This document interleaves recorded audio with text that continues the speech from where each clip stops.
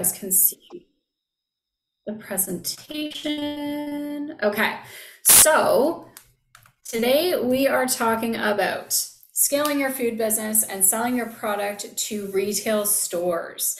So I have a lot of information for you guys today. Please don't feel too overwhelmed with it. I know it's a lot to take in. We will have times for a couple of breaks, and we will have time for lots and lots of questions throughout the presentation. So I have broken today's session, because we're going for about 2.5 hours, I've broken it out into 3 sections. And so at the end of each section, you will have an opportunity to ask any questions that you have about what we just talked about. And then at the end, we can open it up to any questions. So if you have other questions about your food business, I'm happy to help with that stuff too. So if you are thinking about questions as we go through this, feel free to pop it into the chat function, and I will pull up the chat once we get to those question break periods.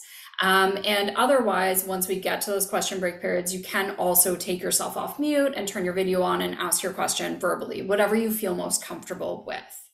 So without further ado, let's get started by talking about how to position your product for retail sales. So this is the first step. I really want to make sure that you guys are ready to talk to these retail stores before we put you in front of them. And so this portion of the presentation is going to be all about what questions are these retailers going to be asking you when you do get in front of them, and how can you answer these questions in a way that makes your product more attractive to these retailers and gets them more likely to say yes. The second portion of the presentation, we're going to go over an actual step-by-step process for how you go out and approach these retailers. What do you say? What do you do? How do you approach them? How do you follow up to secure that sale? And then the third portion of tonight's presentation will be talking about how do you actually scale your business. Once you get your product into these retail stores, what do you do to keep it on store shelves and make sure it sells? How do you partner with distributors, and when does it make sense to partner with distributors in order to take your business to the next level? So that's kind of a 30,000 foot view of what we'll be talking about. Now, in this first portion, we're going to start out by talking about how do you actually think like a retailer. This is the most important starting place for this conversation, because if we can get you thinking like a retailer, if we can get you putting yourself into their shoes, you're going to be so much more likely to be able to interact with them in a way that gets them to say yes. Then we'll talk about how to position your product on the market and earn retailers' trust and credibility. And then we're going to dive into some of the nitty-gritty. So we'll talk about how to actually price your product, how to set up your MOQ, what lead times you should have, and your shelf life considerations for getting your product actually onto store shelves.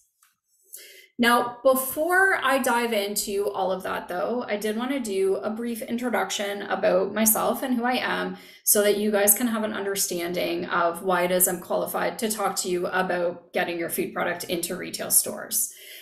So as Kaylin had mentioned, I actually was working in the corporate world for the better part of a decade. And I was really just doing basically the same thing day in and day out. I was going to the same beige cubicle, putting the same information into spreadsheets, sending emails, and it was just boring for me. It wasn't the right fit for me to be working in the corporate world. And so as I continued to do this day in and day out for so long, I started to realize there has to be more to life than sitting in a beige cubicle all day. There has to be something more fulfilling, more adventurous, something cooler I could be doing with my life. Now, I'm really into health and wellness. I eat a clean, whole food diet. I run every single day. It's a big part of my life. But I also really, really love dessert. So like cakes, cookies, cheesecake, anything you put in front of me, I will eat it because I love sweets. But those two things typically do not go hand in hand, right? Living a healthy lifestyle and eating dessert all the time. And so I was out there trying to find desserts that were a bit healthier, things that didn't have a ton of refined sugar in them. I was looking for products that were gluten-free, dairy-free, things like that. And I just could not find it on the market. And so I started making these products for myself in my home kitchen. And It stayed, I did it for a little while and it stayed a bit of a hobby for a while. I enjoyed doing it, but I didn't really think of it as a business until I was going on a business trip with the corporate job that I was still in at the time. And I had been told it was going to be a very busy business trip, not a whole lot of time to stop and snack. But I'm a big snacker. And so I knew I needed something. So the night before that business trip, I went to the grocery store. I beelined it for the energy bar aisle, thinking energy bars would be the way to go. Great grab and go snack to just throw in my bag and away I go. And I must have walked up and down that energy bar aisle 50 times, picking up every single energy bar, flipping it over, reading the ingredient list, and realizing there's nothing here that I want to consume. Everything has artificial additives, preservatives, refined sugar, basically just a ton of stuff in it that I didn't want to be eating.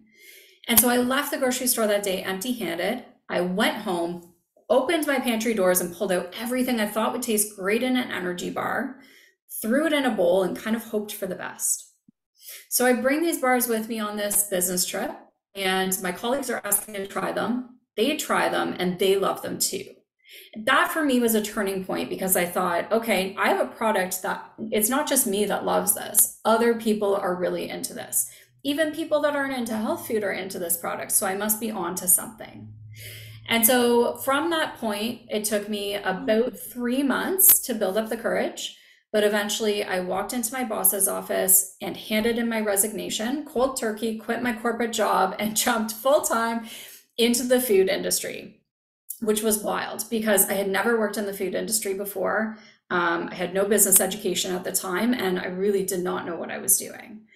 And so I kind of just went for it. So that business started as a very tiny farmer's market booth where I was selling all of the baked goods that I originally was making in my home kitchen. And eventually over the course of that 4 years, it turned into an energy bar company. And with that energy bar company, I was able to scale to a national level, supplying about 300 retailers coast to coast across Canada. So it was cool. It was the adventure I needed at the time.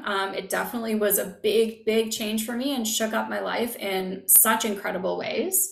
But eventually I realized I loved coaching other entrepreneurs on how to get from where they are today to where they want their business to be. And so that's what I do now. I help entrepreneurs like yourselves figure out the stepping stones between where you are now and where you want to see your business go through one-on-one business coaching. So enough about me. I want to talk to you guys about what it is that the retailer wants from you. So I want you guys to go on a little bit of a journey with me here. Imagine that you are the owner of a retail store. So instead of starting a company that makes beans and pulses, instead of starting a company that is selling mushrooms, you have decided to open a boutique health food store. And you started your business about 3 years ago and you're working really, really hard to make a living, but it is hard to do so because before you have opened the doors to your store, you have had to spend tens of thousands of dollars on inventory, right? Because no one wants to walk into an empty retail store. And so you've had to go out and buy all these different products and spend tens of thousands of dollars before you even open your doors, before you make 1 cent. Now, in doing so, you really wanted to make sure that you stocked your store shelves with fantastic products. And so you went out and sourced all the products that you yourself know and love, or products that your friends are telling you are really great, right? And you are trying to sell all this product, push it off your store shelves because you're trying to save up to take your kids on the first vacation they have been on in 3 years, right? Now, some of these products that you know and love are selling really, really well. They're selling like hotcakes. But some of these products are just sitting there collecting dust. And you've tried everything you can think of. You've moved them to different positions in the store. You've put them on sale. You've done promotions and nothing's working. And you really thought these products would be so great. Now, if you have imagined this as yourself, you are the owner of this retail store. If this is you, what is it that you would want? For the most part, what independent retailers want is exactly what you guys want. It's exactly what I want. It's what we all want as entrepreneurs, right? What they want is to earn a living. They want to keep their lights on, they want to put food on their table, and they want to take their kids on vacation, right? So if this is the case, then the best way to make your product attractive to retailers isn't convincing them that your product is good, that it tastes good, right? It's actually convincing them that it will sell if they bring it into their store. Now, this is a subtle difference, but it is a difference. Because remember, you as the retail store owner have brought in a bunch of products that you thought were just phenomenal, taste really good, you buy them, you know them, you love them, and some of them aren't moving. And so they know, the retailers know, that a really great tasting product does not necessarily equate to a product that will actually sell.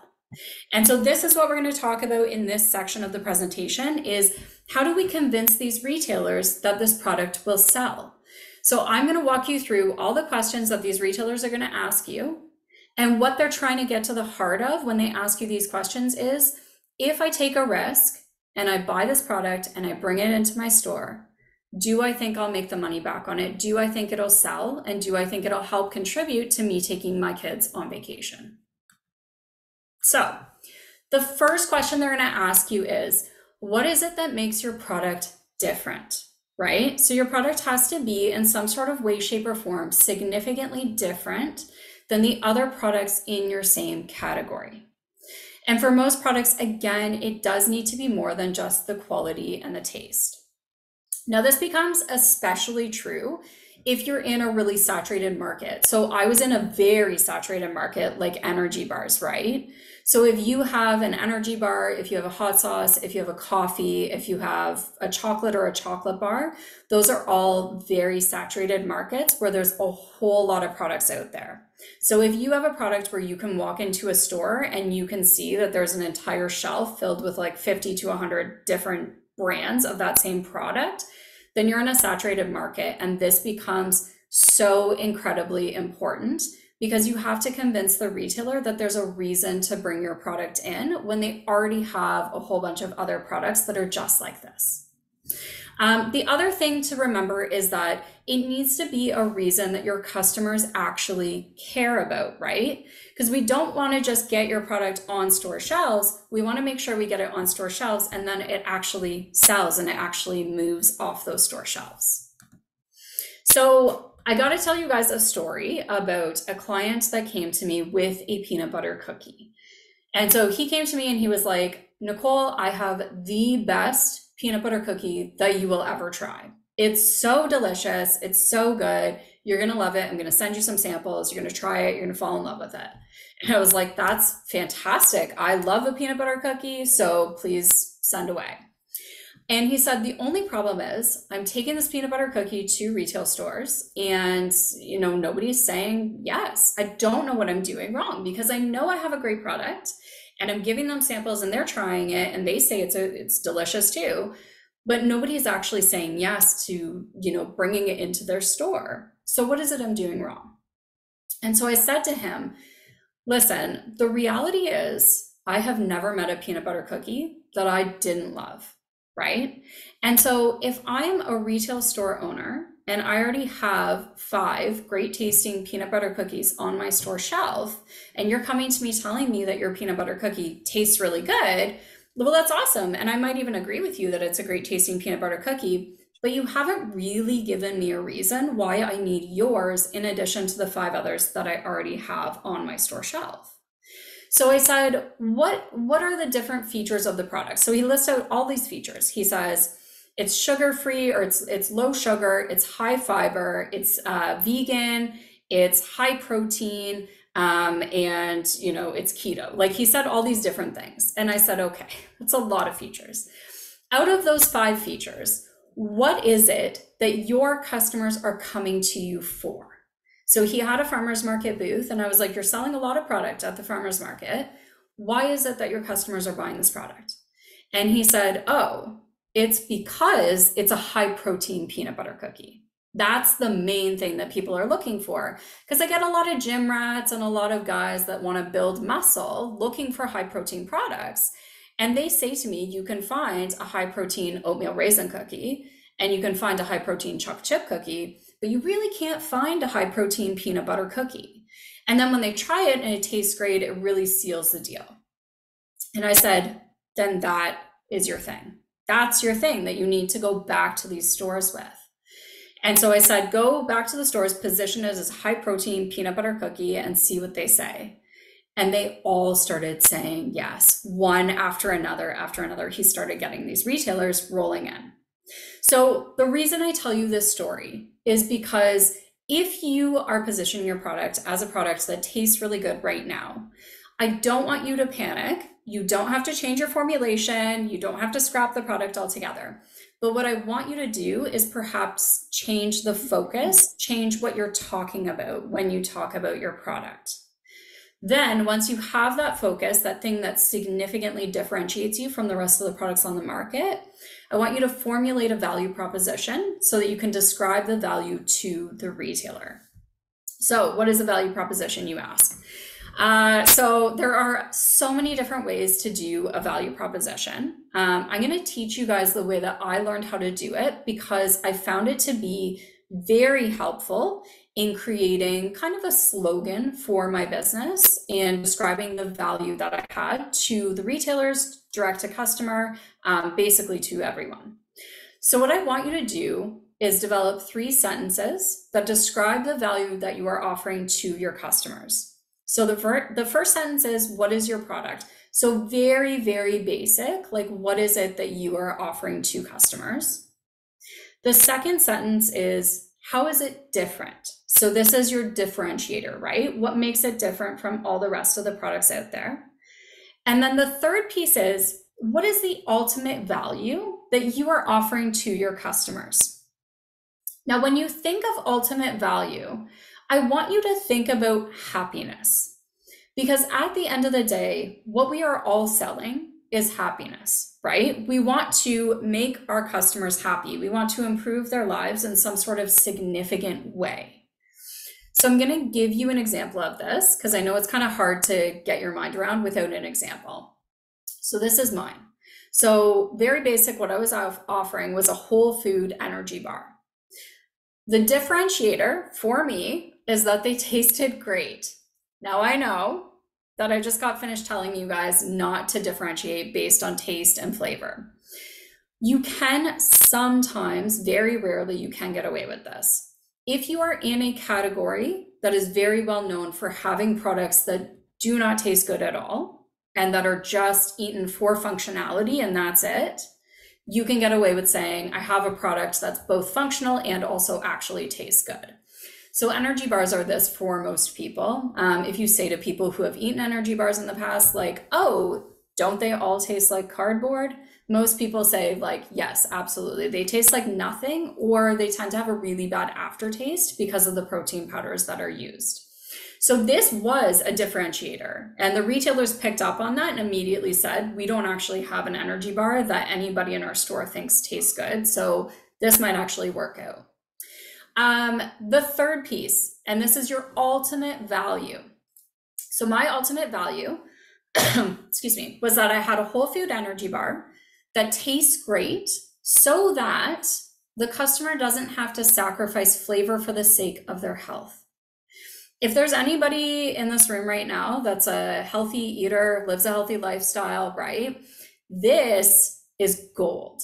This is gold to all of us, right? Because we eat products that don't taste good, that don't have any flavor whatsoever, because we want to try and stay healthy.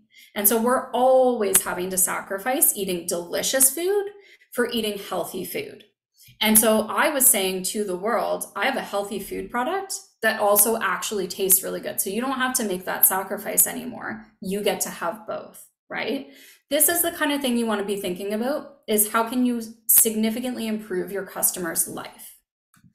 Now, once you have this value proposition, it's going to help you very clearly articulate to the retailer why it is that they need your product in their store. Now, the only thing I don't want you to do is please don't repeat your value proposition word for word, because that's going to make you sound like a robot. And that's not, we don't want to sound like robots. We are in the business of building relationships with other human beings. And so this is what sales is all about. You'll probably hear me repeat this over and over again in tonight's session, is that we want to build relationships. And so you really just want to use the general idea of your value proposition to convey that value to the retailer in a conversational way. Second question that they're going to ask you, and basically every single retailer is going to ask you this: who else sells this product?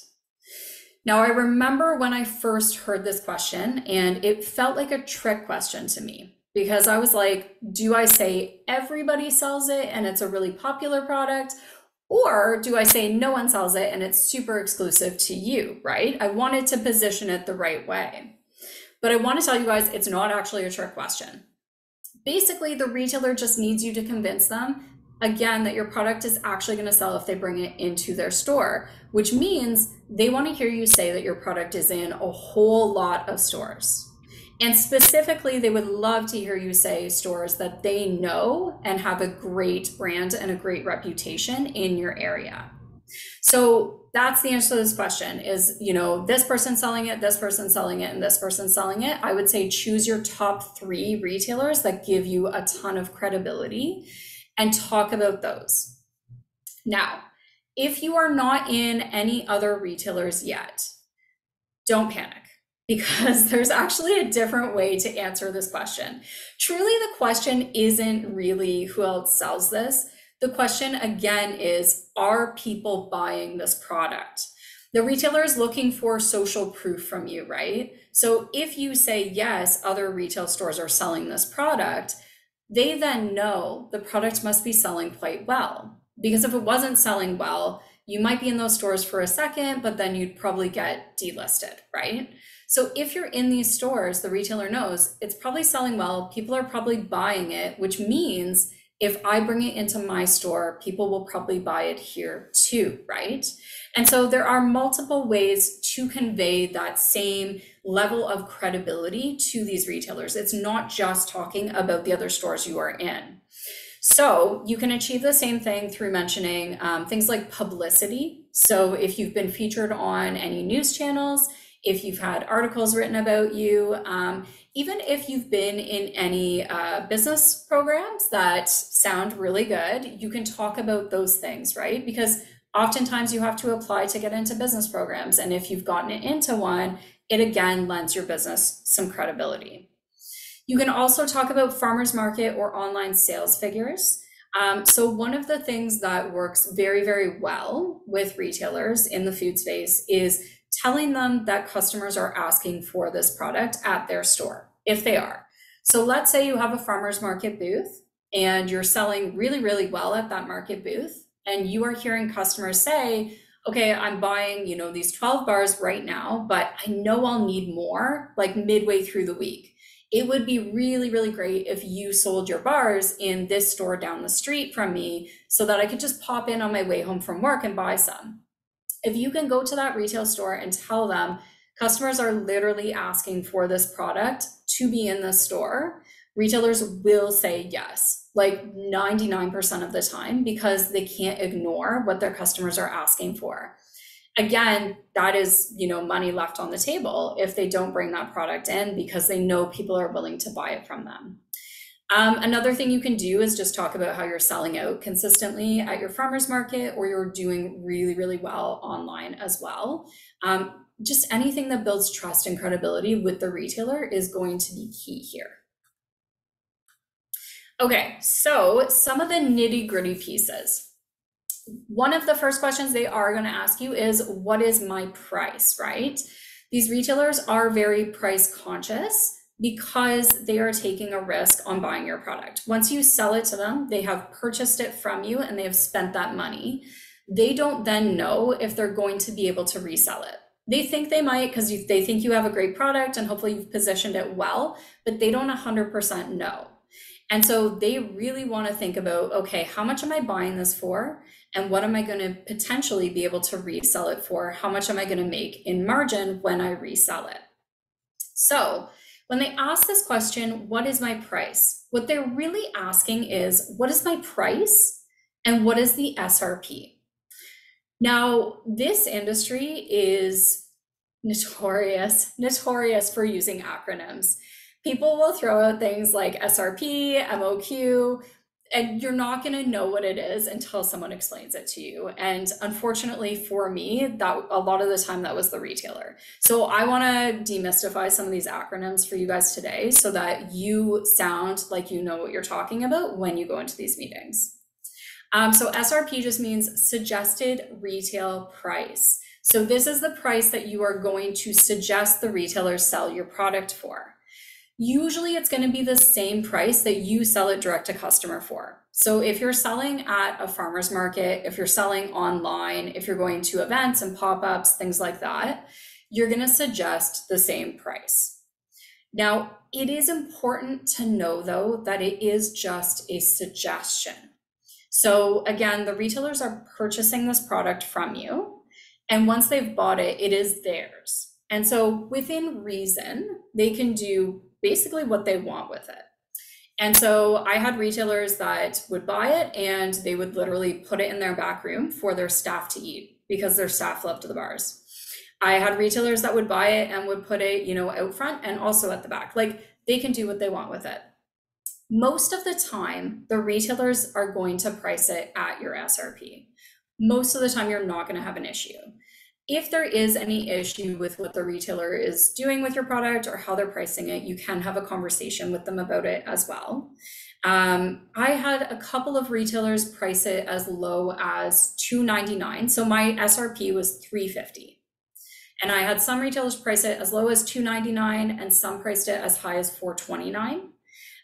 But I would say 99% of the retailers just priced it at my SRP of $3.50. So don't worry too much about this. Now the second piece of this, so what's my price is what is the wholesale price.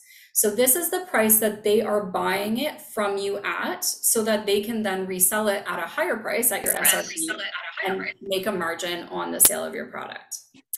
So in setting your wholesale price, this is a very tricky thing when you're first starting out. You don't necessarily know how to price your product. And I remember trying to figure this out and talking to a ton of business mentors that had never been in the food industry before. And they gave me all sorts of different ranges and different numbers. Some just straight up said, I can't tell you, I don't know because I'm not in that industry. But if you have been in the food industry, you will know, and I'm here to tell you guys today, that your wholesale price, you want to set it so that the retailer gets a 30 to 35% margin on the sale of your product. So that means you want to price it low enough so that when they resell it, they're going to make 30 to 35% margin. Now, in order to do this calculation, I wanted to break this out for you because math is not my forte. And if anybody in the room is like me and hates math, I wanted to make this as simple as possible for you guys. So the calculation literally is you take your SRP and you multiply by the inverse number to what you want to offer to the retailer.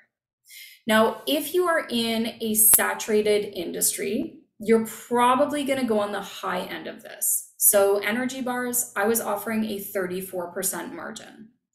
If you have a super unique product, something that's totally different from everybody else, or something that's very, very trendy and is in high demand, you can tend to get away with the lower end, so maybe 30 to 32%. So you're going to have to decide within that range what makes sense for your product. But once you do, you want to take the inverse number and multiply it by your SRP. So for example, my SRP was $3.50 and I was giving the retailers a 34% margin. So I multiplied by 66%, right? The inverse number. And that gave me my wholesale price of $2.31.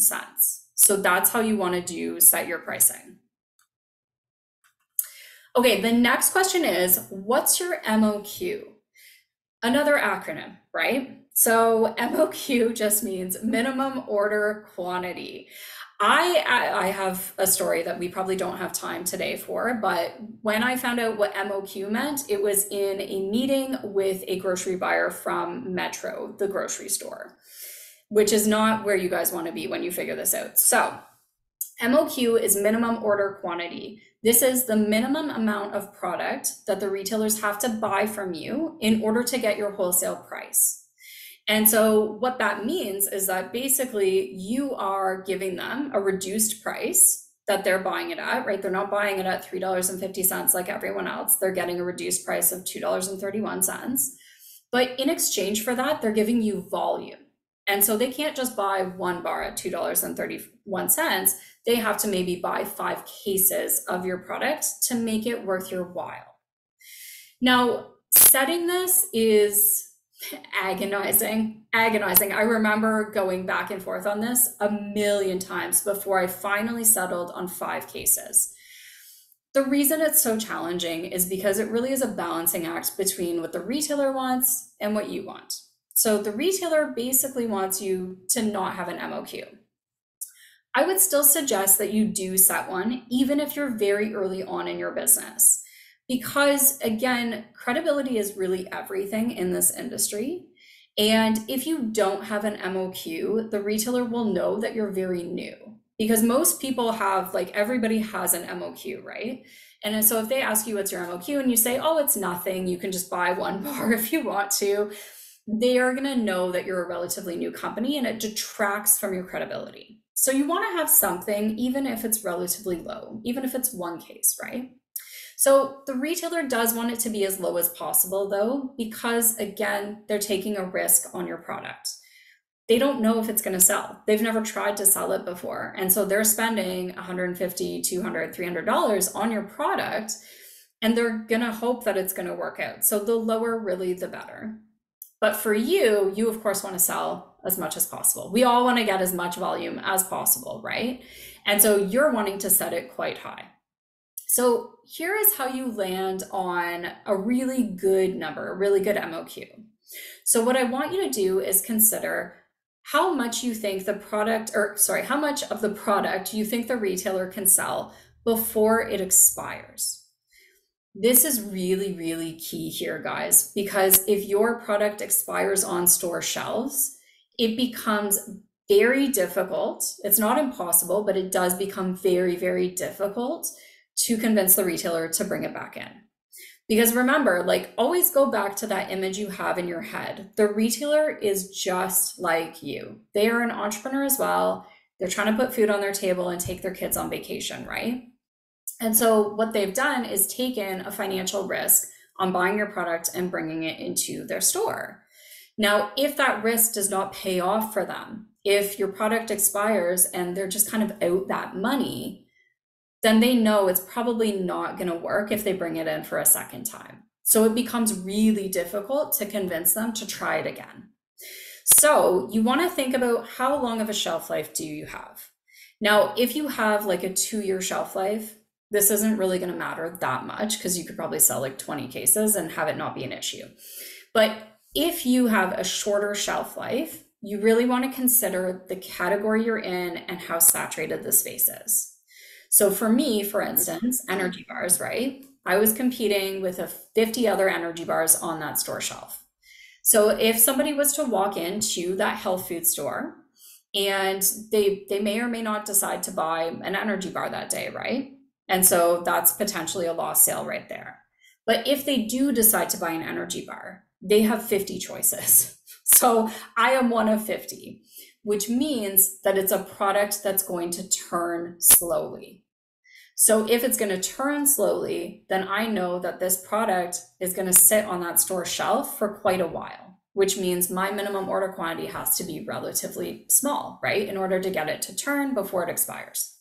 So you really do want to kind of run those calculations in your head and take into consideration all of those things. Now, the next thing you want to factor in is also the dollar amount of your MOQ.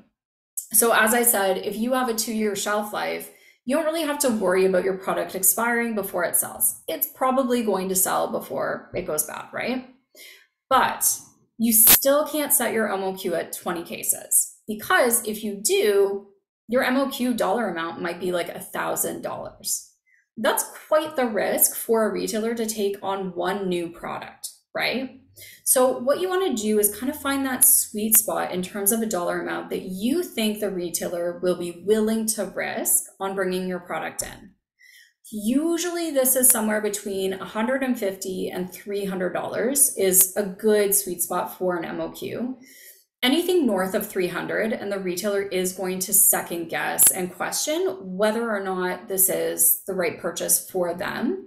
And that's not what we want to do here. We want to give them every reason to say yes and bring your product in. So the next question they're going to have is, how long will it take to get? Some retailers, most retailers believe that you can magically make products appear the minute that they need them. And I just think that they forget that they are food products that actually have to be produced by a human being, right? Especially in the early days, you guys are probably hand producing your products, which means you need time to actually make them.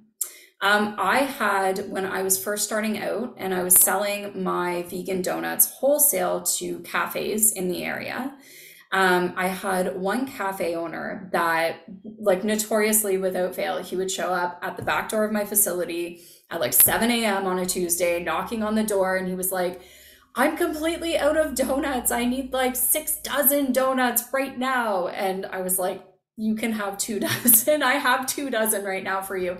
You're going to have to come back later for the rest. And so I think that they forget this is a hand-produced product. So again, it's going to be a balancing act between the amount of time you need to actually produce that product and get it out to them and what they want, which is to have it right away. This also applies to retail stores as well. It's not just a food service or a cafe thing. Because again, if the retailer knows your product sells really well, and this is the hope, you get your product onto store shelves, it does really well, it's probably going to sell out before they realize that it's sold out. And if that shelf is empty, that is wasted money for them, right? Because they could be selling that product to every single person that walks through that door. So every person that comes through that retailer's door, they're thinking, oh, they might have bought that energy bar, but they're not buying it because the store shelf is empty. So they want it as soon as humanly possible. Now, a standard for lead times in this industry is 5 to 7 business days. I'm going to highly, highly encourage you guys to set this as your lead time up front, even if you are just starting out and you think you can get it to them faster. The reason is you want to set that expectation in the first place, because as you grow and scale your business, you will not have the time to be throwing the product together and, jumping in your car and driving down the street and hand delivering it to that retailer. You're going to get really busy. You might even get out of production at some point and be doing sales and managing the supply chain and doing other things that have nothing to do with the delivery of that product. And what that means is it's going to be produced. That's going to take a little bit of time. And then it's going to have to go out in probably a courier, or someone else is going to have to deliver it for you, which again takes more time. And so you want to set that expectation up front that it's going to take about 5 to 7 business days to get this product to you. Now, here's the cool thing. If you say 5 to 7 business days right now, and it only takes you 2 business days, they are going to be so thrilled. These retailers are going to love you, because they'll be like, oh, I wasn't expecting it yet. I thought it would come, next Friday, and here it is today. They're going to think that's just incredible.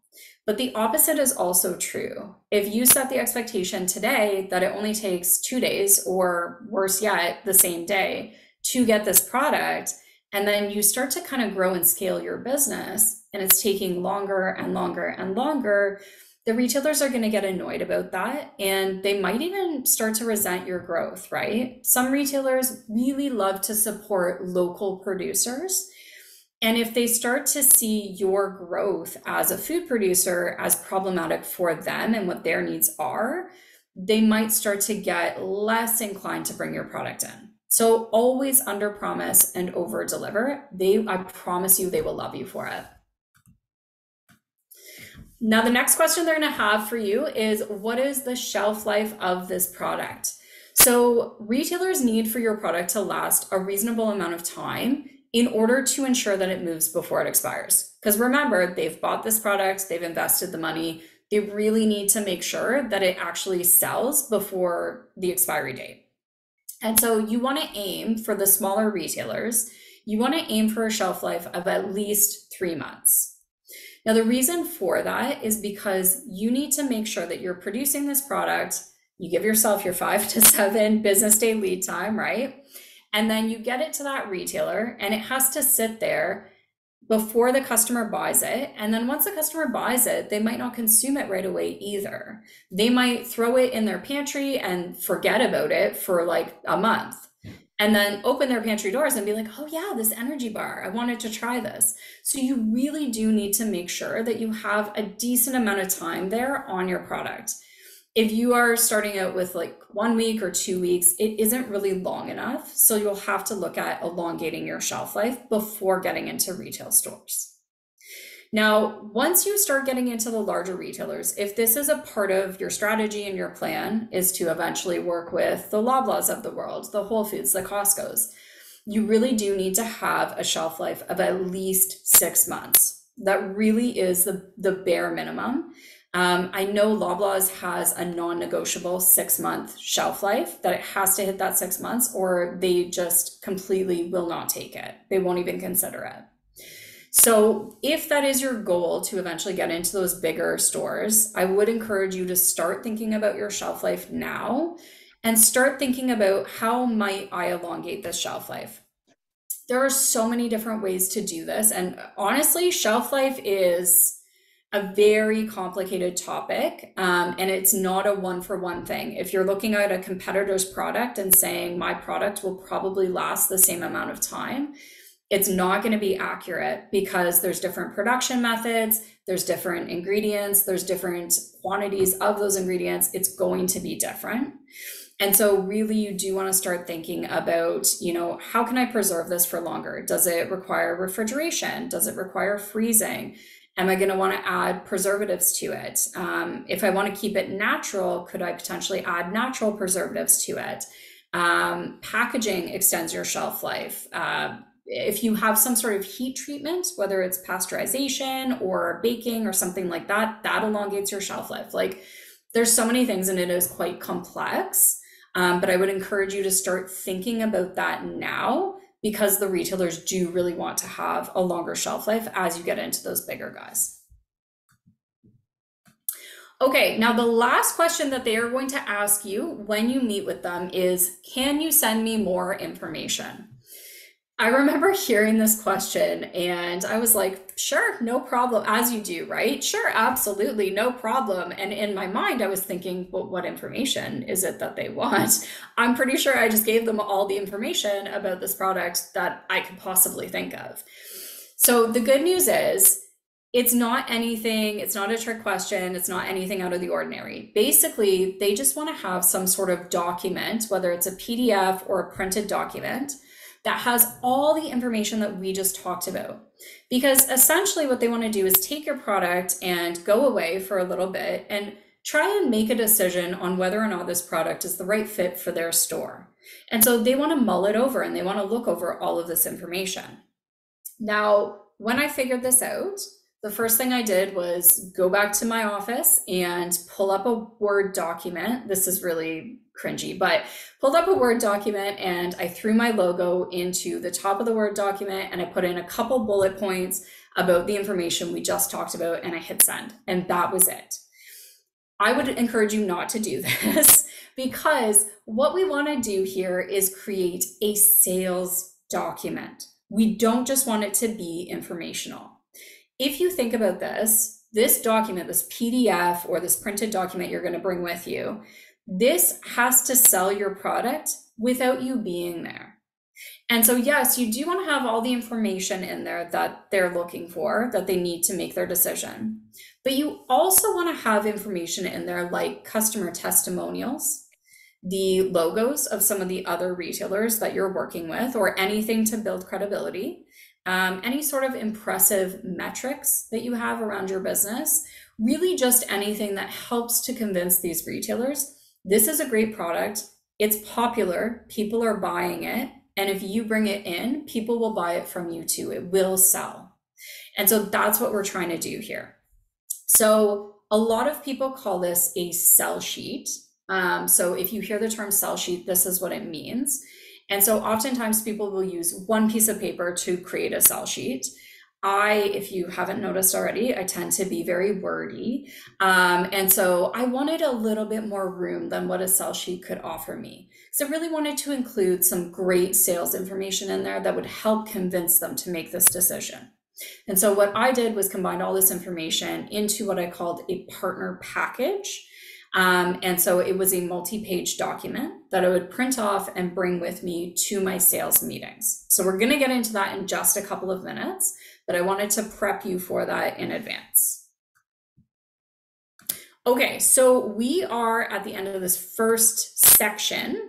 So I do want to stop sharing and I want to see if there are any questions that I can answer in the meantime before we move on. So I do see that there is one here in the chat. And if you guys do have questions, feel free to pop them in the chat, or you can also take yourself off of mute and ask your question. But I am going to address this one first because I can see that it's in here. So are there consultants that create these partner packages? So none that I know of offhand. I actually help my clients. So I take one-on-one business coaching clients. And I actually help my clients create these. So I have a template that I've created from my own partner package, and it's in Canva. So I don't know, Tony, if you've ever used Canva in the past, but it's a fantastic free tool that you can use to create really beautifully designed documents. Does that help answer your question? So I will provide that template in Canva to my clients, and then I walk them through each of those steps, and they'll go away and do kind of homework in working on that partner package, and then come back and I'll give them feedback on it. Okay, amazing. Okay, so Nora is saying, how do you test for shelf life? Yes. If you work with the OAFVC, do they help you determine that? Is there a window of time, for frozen produce? Okay, so the question for the OAFVC, I can hand over to Kaylin. Yeah, good question. So they do business services there. They were changing some services, so I can certainly take that information back and just get a better answer for you on that. So Nora, I do have your email. I'm just so happy to connect with you and the operations specialist, Neil, directly, who can help with that. So awesome. Very cool. And if they're able to help, amazing. That's going to be your best resource, really. But there are other food labs as well within Southwestern Ontario. So there's the Niagara Wine and Food Institute. Guelph University has a food lab as well. Fanshawe College here in London, where I'm from, has one. And so there are a number, usually academic institutions have some sort of food lab attached to them where they can do this sort of thing. And so they will test for your shelf life. And truly having someone test for it is the only way you're going to know an accurate shelf life. Doing this guessing game, like I played the guessing game too, guys, where I was like, well, my ingredients, the fastest expiration of this ingredient or of all of my ingredients is 6 months. And so that means my product should last 6 months. But when you combine all these ingredients together, it changes the chemical composition of those ingredients, which then changes the shelf life. So playing the guessing game, it doesn't really work. I would always suggest that you do get it tested. And in terms of a window of time for frozen produce, kind of the same answer. I can't tell you that because there's no quick and easy way to determine shelf life without testing. Okay. Do we have any other questions? Nora, do you have another question? Yeah, for sure. Go ahead. I put it in the chat. Okay, amazing. In person or email, do you recommend approaching them first when you're still small and focusing on local? Yes. Okay. So we're going to dive into that next. So all of these questions they're going to be asking you are typically in person.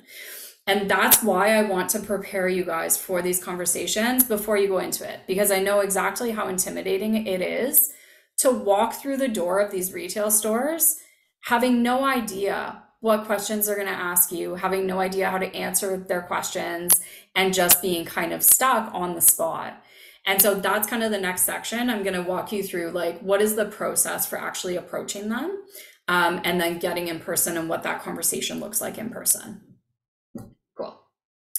Okay, Tony, sorry, asked, do you recommend using a distributor or contracting these stores directly? Again, this is coming up. So initially, I recommend talking to the stores directly, one-to-one, because that's going to be your fastest and easiest way to get into a handful of stores right away. And you can actually do it fairly quickly if you follow the process that I'm going to tell you about in a few minutes. And then once you have those stores under your belt, kind of your starting stores, that's when you would talk to a distributor. Again, credibility is really everything in this industry. And the distributors want to know that your product is going to sell, just like the retailers.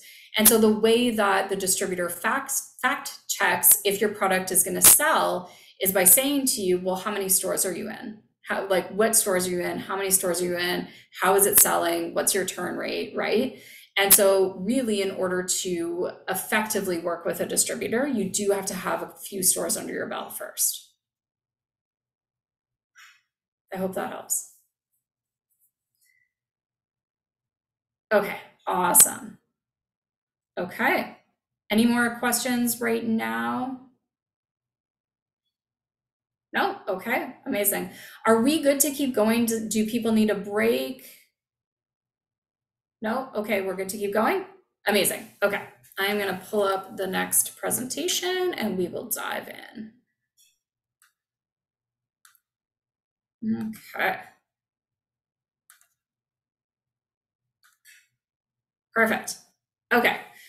So let's talk then about approaching and actually securing these retailers and what this process itself looks like. So in this portion of the presentation, I want to start out by talking to you guys about what to expect in selling to these retailers, because it might be different from what you are expecting. It definitely was different from what I was expecting. And so I want to walk you through that, because if we can start this process with realistic expectations of what this looks like, it's going to make everything so much easier for you. Then I want to move on and actually show you this process. So it starts with creating a list of stores to approach. And then I'm going to talk to you about that initial outreach to these retailers. Then we'll talk about that in-person meeting and what does that look like. And Nora, all the questions they're going to ask you, that's the time they're going to ask them. And then I'm going to talk to you guys about the one thing that you can do to increase your sales so significantly. I basically doubled my sales when I started doing this part of the process. And so I want to share that with you guys today. And then we'll round out this portion by talking about some incentives that you can offer to get retailers off the fence if you feel like they're interested in your product, but they're just not quite saying yes. There are some things that you can do to really get them off the fence and get them bringing your product in. So let's start out with what to expect. When I started approaching retailers, in all honesty, guys, I expected them all to say yes. I really did. And I know that sounds, whatever, but I thought I have a great product, and I just was so behind this product. I believed in it so much that I thought there is no way people are going to say no to this. They're going to try it. They're going to fall in love with it, just like I did. And of course, they're going to want to bring it into their store because it's so good. Now, I started approaching stores, and immediately I started hearing no, over and over again.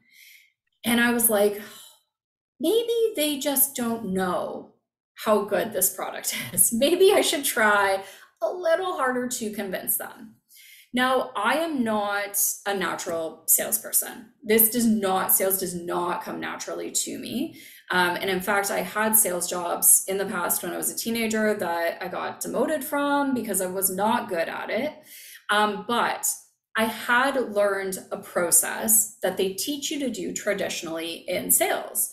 And that process involved a lot of being forceful and pushy, not taking no for an answer, doing the overcoming of objections, and all the things that you're taught to traditionally do, right? Most of us have had some horrible sales job in the past where they teach you to do these things. And if you haven't, you've probably at some point talked to a telemarketer where you have said no so many times and they won't let you get off the phone. They're like, but this thing. And you're like, oh my gosh. So here's the thing. People do not like to be sold to. You do not like to be sold to. When you have that telemarketing call and you say no, a polite but firm no, you expect for that person to respect your decision and let you get off the phone. And when they don't, it really rubs you the wrong way, doesn't it? We all feel this way. No one likes to be sold to. But this was the only way that I knew how to do sales. And so I started trying to do this. And let me tell you, it did not work at all. It did not work at all. I was not getting any sales from it. So all those traditional things, just please don't do them. They don't work. However, when I kept hearing the no's and I was implementing this sales process that everybody told me was supposed to be the thing that would work, I thought, oh, wow, okay, maybe this product isn't as good as what I was thinking it was.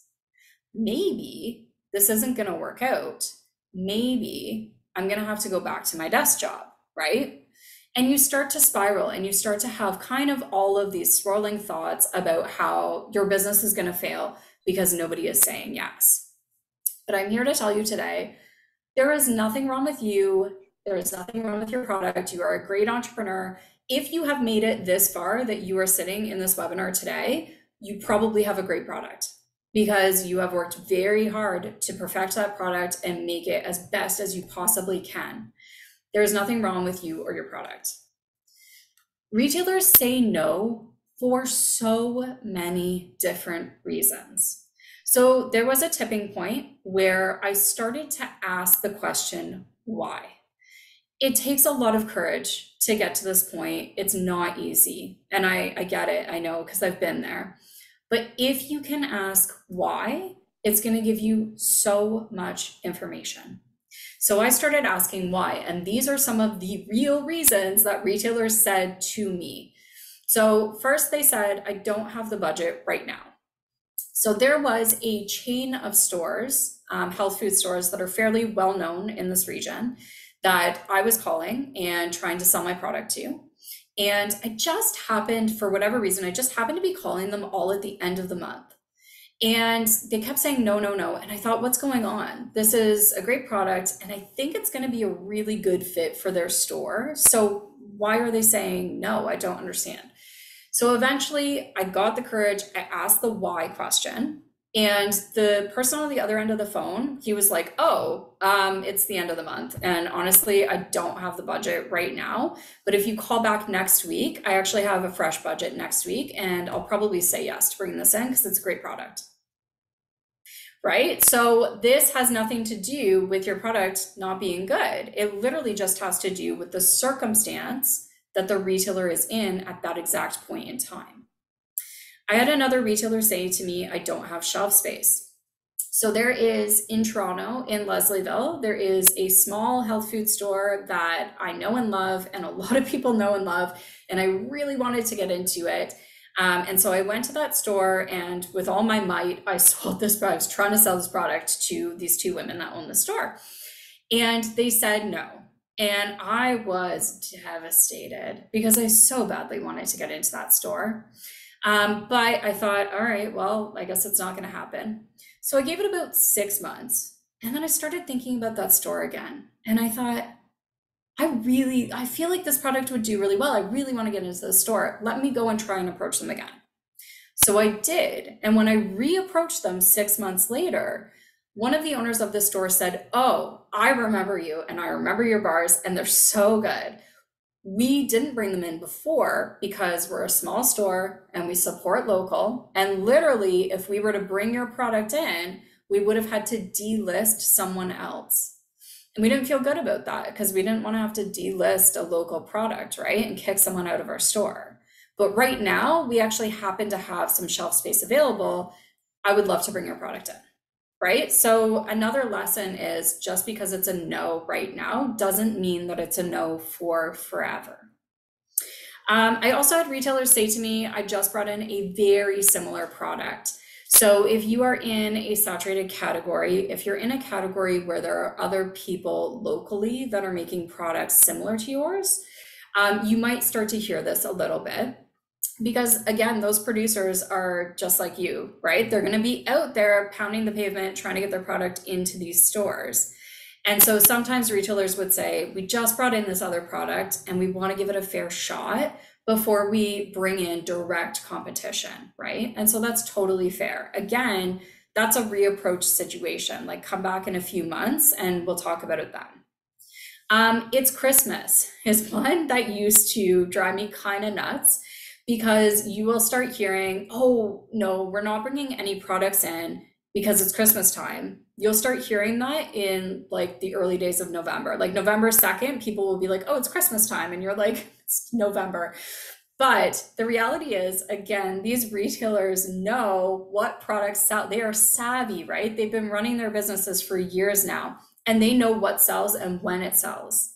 And anytime in the lead up to Christmas, starting in early November, they're only bringing in things that are going to sell around the holidays, right? So cakes and cookies and sweets and chocolates and basically anything that people will either buy to bring to a Christmas party with them, or will put on their Christmas table, or will gift to somebody else for Christmas. But a health food product, if you have a health food product, you will likely hear this and you'll want to go back in January when people start their New Year's resolutions, right? So that'll be your time to shine. Now, all of that being said, these reasons that I've given you, there were so many others. These are just the 4 that I heard most often. Those reasons have nothing to do with you or your product. Now, there are times when retailers will say no because they don't like your product. That is going to happen. That is just reality. Your product is not for everyone, which means that not everybody will like it all of the time. But most of the time, I would say 90% of the time, when you hear no, it really has nothing to do with you or your product. So I get to this point where I'm trying to sell my product to all these retailers and they're all saying no. And I'm trying my absolute hardest to get them to say yes, and they're still saying no. And I get kind of to my wit's end, and I think I need to get some help on this because I clearly don't know what I'm doing. So I reached out to my sister. So my sister is like a world-class salesperson. She wins awards for her sales. She wins like all expenses paid trips for her sales. Like, she is very, very good at what she does. And I thought, if I'm going to talk to someone about sales, this is the person to talk to. So I sit down with my sister and I'm like, listen, I don't know what I'm doing wrong, but like all these stores are saying no. And like, I'm probably only getting like a quarter of the stores that I talk to say yes. And so my sister was like, okay, let me get this straight. You are saying that you approach like 100 stores and you get like 25 of them to say yes. So like 25%. And I was like, yeah, it's kind of embarrassing, right? And she was like, no, that's a really good close rate in sales. If you're getting a quarter of the people you talk to say yes, that's phenomenal. That's amazing. As soon as she said it, a switch flicked for me. It flicked for me because I realized this is just the name of the game. This is just what it takes. So I'm not failing. I don't have a terrible product. I'm not a terrible entrepreneur. It literally is just what doing sales is like. And so basically what this means is that if you want to get 40 retailers, you will have to approach 160. Now, I know that this sounds kind of dire when you first hear it, right? You're like, oh, 160 retailers is a lot. It is a lot. It is a lot. And it is hard work doing this type of work for sure. But It's going to move a lot faster than what you think it is. If you can consistently and systematically do this process, if you want to get 40 retailers and you approach 10 per week, that basically means you're hitting your goal in just a few months. It's really not going to take that long to get you to where you want to be. Now, knowing this information, I also found to be really empowering for another reason. That reason is that you don't actually have to worry about each individual store. So I know in the early days when you are only approaching about 5 stores and all 5 stores say no, that feels really devastating, right? Because you're like, oh, but I really wanted to get into this one store, like the store in Toronto. I really, really wanted this one store to say yes. And when they say no, it can really be a pretty big blow to your ego and kind of make you feel like maybe this isn't going to work. But understanding that this is the sales process and that it really is, to a certain extent, a numbers game, knowing that can empower you, because now you don't have to worry about that one store saying yes. Because if they say no, there's going to be a whole bunch of stores after them that do say yes. And honestly, once you get those other stores, if you go back to that original store that you really wanted, you now have more credibility, and it's much more likely that they will say yes too. So this really is just the name of the game. And I'm going to help you today to implement a systematic process so that you can reach these goals fairly quickly. So let's talk about what this process actually looks like. So the first step is that I want you to create a big list of retailers for you to approach. The reason I want you to get a big list together of, at least 50 retailers is because I don't want you to be going back and forth constantly. That's a big waste of your time, and I know you guys are busy. So I don't want you to be finding a retailer, going out and approaching them, and then going back to the drawing board and trying to find another retailer. I want you to do this kind of all at once and find a whole bunch of retailers that would be suitable for your product. Now, this is the other piece. Suitable for your product is really, really, really important, because this process is a lot of work. And I know that you guys have a very limited amount of time to do this in. What we don't want you doing is approaching every single store under the sun, right? Because not every store is going to be a good fit for your product. And if you spend a whole bunch of time approaching stores that aren't a good fit, then what's going to happen is you're going to get that product into the store. It's not going to work. It's going to sit there and collect dust, and then it will have been wasted effort on your part. We don't want wasted effort. We want to really focus and hone this in onto the stores that we really think are going to work out. So here's how we do this. I want you to ask yourself 2 questions just to start off. The first question is, who is my target customer? I want you to know this really, really, really well. So I know we talk a lot about like demographics and what's your target market, right? And people will say, oh, my target market is, 18 to 60, really male and female, and into health and wellness. It's very vague, and it really encompasses the majority of the population. That's not what we want to do. We want to focus in on the specific subset of the population that is going to love your product more than anybody else, right? Because if we can focus on them, we can really make your product shine and create a very popular brand and get you moving very quickly. We don't want to waste our time with consumers that don't really care that much about our product, even if they could potentially like it. So who is your target customer? And then the second question is, where do they shop? Because if you think about this for a second, if your target customer is a 35-year-old health conscious mom, that person is shopping in a very different store than a 60-year-old grandfather that's about to retire, right? The 35-year-old health conscious mom might be going to Whole Foods and buying premium products at a premium price tag. A 60-year-old grandfather that's about to retire might be shopping more at like Walmart and Costco. They might be more price conscious because they know they have to live off their pension for the next however many years, right? You really want to make sure you know who your customer is, and then start thinking about what stores this person is going to be shopping in. Now I want you to start out your list by just writing down right away, just write down a list of stores that you are currently aware of that you know your customer would shop in, right? So there's probably going to be somewhere between 5 and 10 stores that you can immediately be like, oh yes, okay, this store, yes, this store, definitely need to go to this one. You're going to be able to think of a few right off the hop.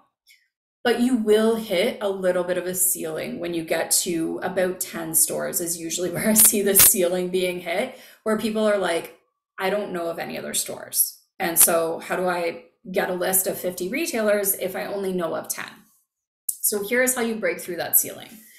If you want to find some more retailers, you want to ask yourself one more question. And that question is, what other products would my customer buy?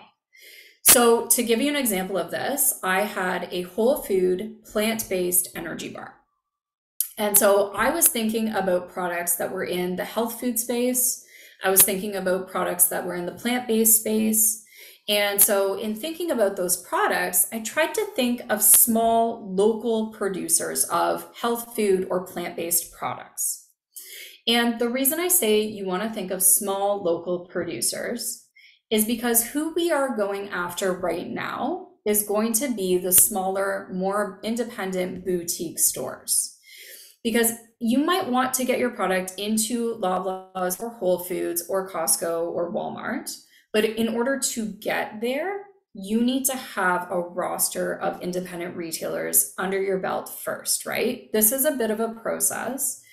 And just like the retailers, just like the distributors, Whole Foods wants to see credibility. And so you're probably not going to get Whole Foods as your first retailer. You might get Whole Foods as your 40th retailer or your 50th retailer, but it probably won't be your first. And so we want to be thinking about small local producers of these products because they're more likely to be selling to small local stores that would make sense for you to get into at this point in time. If you look at the really big brand names, their list of stores is probably going to be those big chain grocery stores, right? So that's not what we're looking for. So I'm thinking about health food products in my area, and I know of a local kombucha company. And so what I did was I went onto their website and I clicked on the link that says where to buy so I could pull up their list of stores, and I added those stores to my list. And then I was thinking about plant-based products. Okay, well, there's a local producer of vegan cheese in my area. So I went onto her website and clicked on where to buy and pulled that list and put all those stores on my list as well. So you're gonna end up with a massive list. Now, what I want you to do is start to vet some of these stores before you approach them, because you don't want to be approaching, again, stores that don't make sense for your product.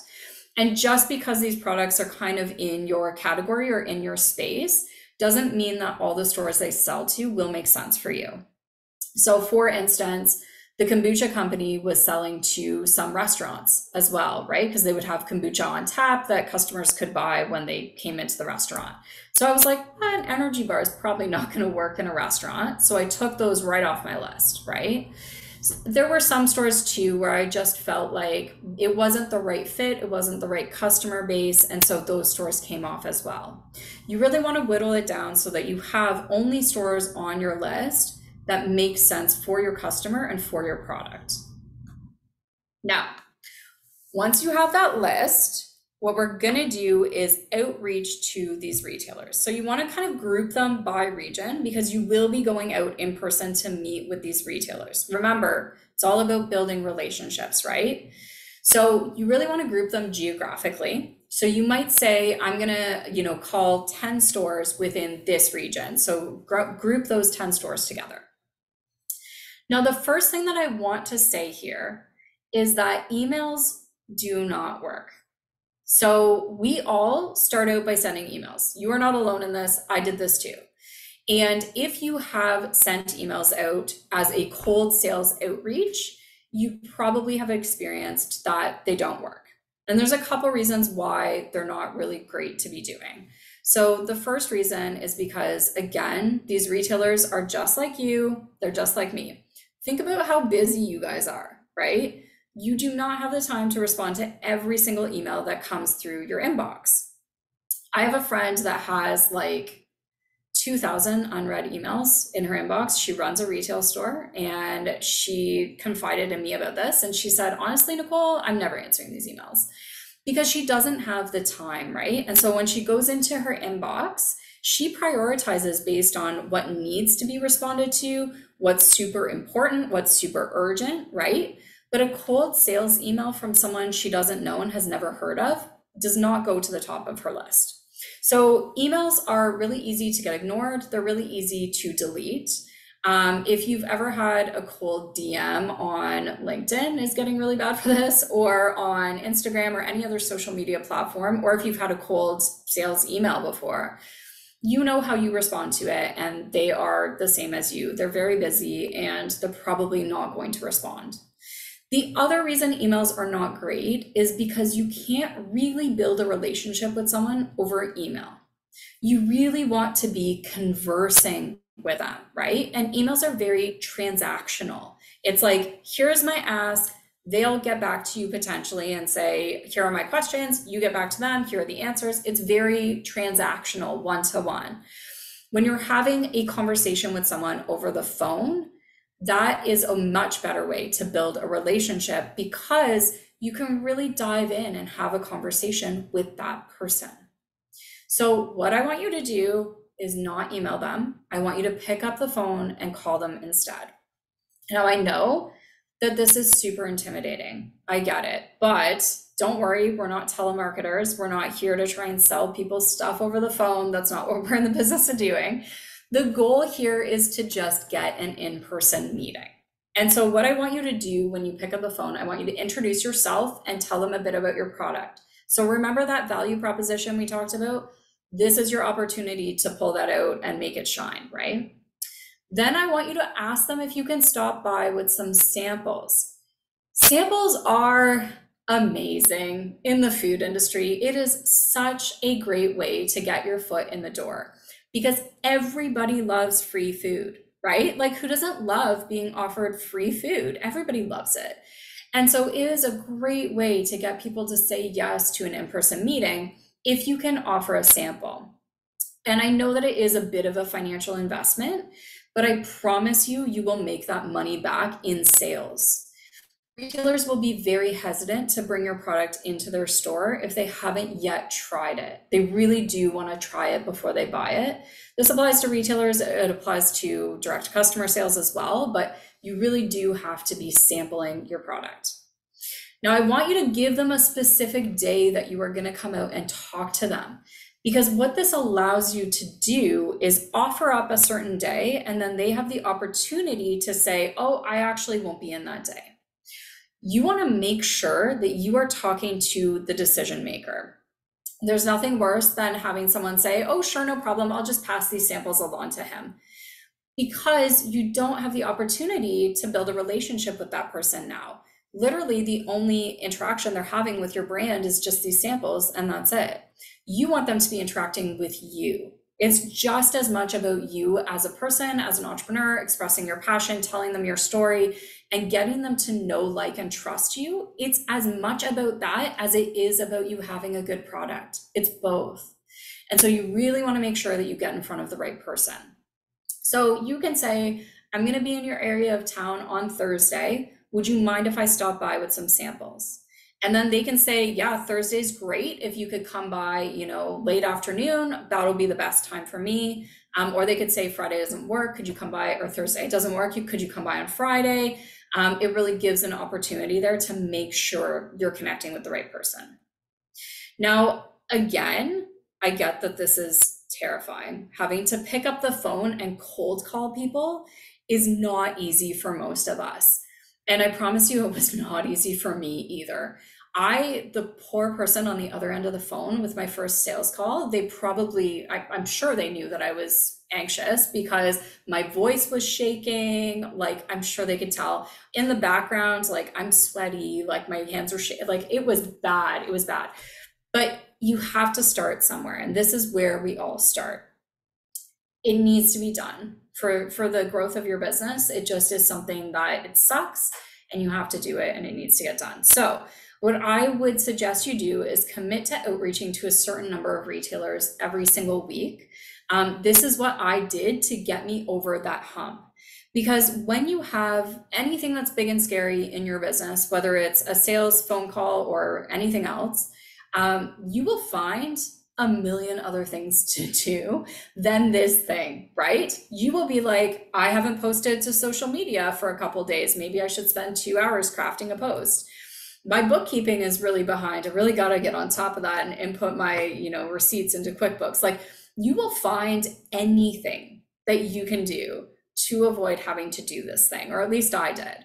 And so if you commit to saying, I will outreach to 10 retailers on Wednesday every single week, Wednesday at 1 p.m., that is my time. I am going to make these calls. And even if you have to do it as like a ripping of a Band-Aid, and just say, I'm going to make these 10 calls. I'm going to get through it as quickly as possible. And then once I'm done for the week, and I don't have to think about it again for another week.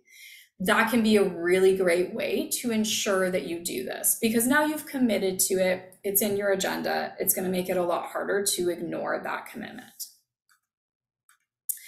Okay, so your in-person meeting. If it's possible, this is even more scary than picking up the phone and doing a cold sales outreach. Because now, as we were talking about at the break, you are now in front of this other human being, right? And they could ask you anything, and you have to be prepared with those answers, which is why we went through in the last section of the presentation all the questions that they're either going to ask you or be thinking about when you meet with them. Now, I do want to say that this is a casual meeting. I have had clients in the past that have thought, I went out and bought my business suit, and I've got my portfolio full of spreadsheets, and I've got my pitch deck on a USB, and I'm going to go in and just blow it out of the water. It's not Dragon's Den. It is just a casual meeting with another human being is all it is. You're going to go in, you're going to have some conversation, you're going to leave them with some product, and you're going to leave. And that's basically all it is. So if you can think about it too, just as a side note, if you're able to stop thinking about it as, I'm going to go and have a meeting with X retailer, and start thinking about it as, I'm going to go have a chat with Joe, that's going to make it a lot less intimidating. That actually helped me very significantly in the early days, was thinking about it as like, this actually isn't a big deal. I'm just going and having a chat with another human being about a product that I make and I love, and I know they're going to love it too. And that's it. So you want to keep this meeting to about 20 minutes max, because you are kind of interrupting their day when you go in with your product. So you don't want to overstay your welcome. But you do want to make sure you slow down and give that meeting enough time to get across all the things that you want to get across. I know that because we're nervous, it can be really easy to kind of psych yourself up outside of the store and then kind of run in and hand them their product and then run out of the store and make it very quick and try and get through it as quickly as possible. But I want you to not do that. Do whatever you need to do to like take some deep breaths and slow yourself down, even slow down the pace at which you're speaking, because it will make you seem more confident. So I want you to slow down. I want you to focus on, again, relationship building. So you want to make some small talk with this retailer. You want to ask them about themselves. People love to talk about themselves. And so if you ask them any questions about like, oh, when did you open this store? I know this is a new location. When did you move into this location? How's it going here? How's your day been? How's your week been? Ask them about themselves. It's really going to start to warm them up and help them open up to you. Now, after you make your small talk, there will be a point where it makes sense to transition into talking about the reason you came, right? Which is to sell your product to them. And so you want to hand them your samples that you're bringing with you. You want to hand them your partner package or your sell sheet. And you want to bring with you a display case if your product is sitting in a display case. So energy bars do sit in a display case in store. And so I got into the habit of bringing them with me, because retailers literally will look at your display case and decide how much shelf space they have for this product in order to decide how much they can bring into their store. And so I would have retailers literally, I would hand them the samples and the partner package inside of the display case. They would take it and they would say, okay, I think I have room over here on this shelf. And so I have room for like 1, 2, 3 flavors. Okay. What are your 3 most popular flavors? So do keep that in mind as well, that is another question they might ask you, is what are your most popular flavors? Because they want to bring in the ones that are more guaranteed to sell as well, right? So do bring that in with you. Tell them some of the basics about your product, right? You want to tell them the wholesale price, the SRP, the MOQ, all of those acronyms, and answer any questions that they have. And then at the end of this meeting, when it feels like, okay, we're at the end, naturally, this has kind of run its course, I should make my leave. You want to tell them that you are going to reach back out in about a week to see what they thought of your product. This is so key to be doing this. I told you guys I was going to tell you the one thing that you can do to significantly improve your sales, and this is it. I was not doing this at first. I was not doing follow-up calls at all. And in fact, I really thought that if I left the product with these retailers and they liked it, of course they would call me, right? Because if they like it and they want to bring it into their store, they're going to contact me for the order. I have all the order information in my partner package. I've got an email, I've got a phone number, I've got a website, I've got my social media. They know how to get in touch with me if they actually want this product. And so when the phone didn't ring and I didn't receive any emails, I thought, they must not like it. They must not like the product. Maybe this isn't working. And so it took me a little while of kind of sitting on my hands and thinking like, what am I going to do? Am I going to go back to my corporate job? What's going to happen? Until I finally realized I am waiting for them to call me. What if I just pick up the phone and call them? Like, worst case scenario, they tell me they hated it. And I get some good feedback, right? Again, asking that why when you hear a no is going to give you incredible feedback about your business, about your product, about the reasons that retailers might be saying no. And so I thought, I have to do this. It sucks, it's not fun, but I have to do this. And so I picked up the phone and I called some of the retailers that I had approached the week before, because I figured, a week should be more than enough time to try this product. And I thought, these people are for sure going to turn me down. This is going to be awful. They're going to hang up on me. I'm annoying them. It's so bad.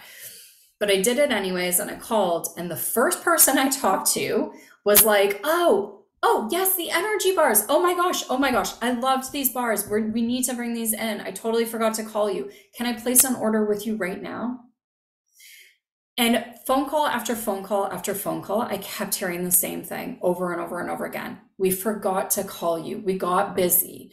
We forgot to try the samples was sometimes what I heard as well. Sometimes they were like, oh, I have them sitting on my desk right here. Totally forgot about this. Let me just try this while I'm on the phone with you, which is super intimidating also, but it usually went quite well. But typically, they just are so busy that they forget about it. You calling is that reminder, that push that they need to be like, oh yes, actually this product is great. Do you want to bring it in? How can we order? What's your minimum order? Like, let's go, let's do this. I think it's really important to know that you're not bothering them. If you can reframe this as, oh, if I call them, I'm being really pushy and annoying, and you can switch that thinking and think instead, you are helping a fellow entrepreneur put food on their table. Because if they like your product and they think it's going to sell in their store, but they literally have just forgotten about it or don't have the time to pick up the phone and make that call, then they are missing out on dollars that could be going into their bank account, dollars that could help them take their kids on vacation. And by you calling them, you are helping them achieve those goals, right? Now, if they say no, that's okay too. That's totally their prerogative. You don't have to be salesy or pushy. I am never going to tell you to overcome objections. We're not in the game of doing that. We are going to respect the decision that the retailers make. Because again, put yourself in their shoes. You've had people call you on the telephone and try and get you to buy things before. And if you say no, it's because you know that it's not the right fit for you. It's because you know that it's not the right fit for your store or for your life or whatever it is. And then trying to push it on you doesn't usually change your answer, right? Like you already have your answer. You already know that it's a no. And so we're not trying to be salesy. We're not trying to be pushy. If somebody says no, you can respect their decision because they know what's best for their store. You can thank them for their time. You can get off the phone and pick up the phone and call somebody who is much more likely to be a yes, right? Chase those yeses. That is the most effective use of your time. Trying to turn a no into a yes is not an effective use of your time.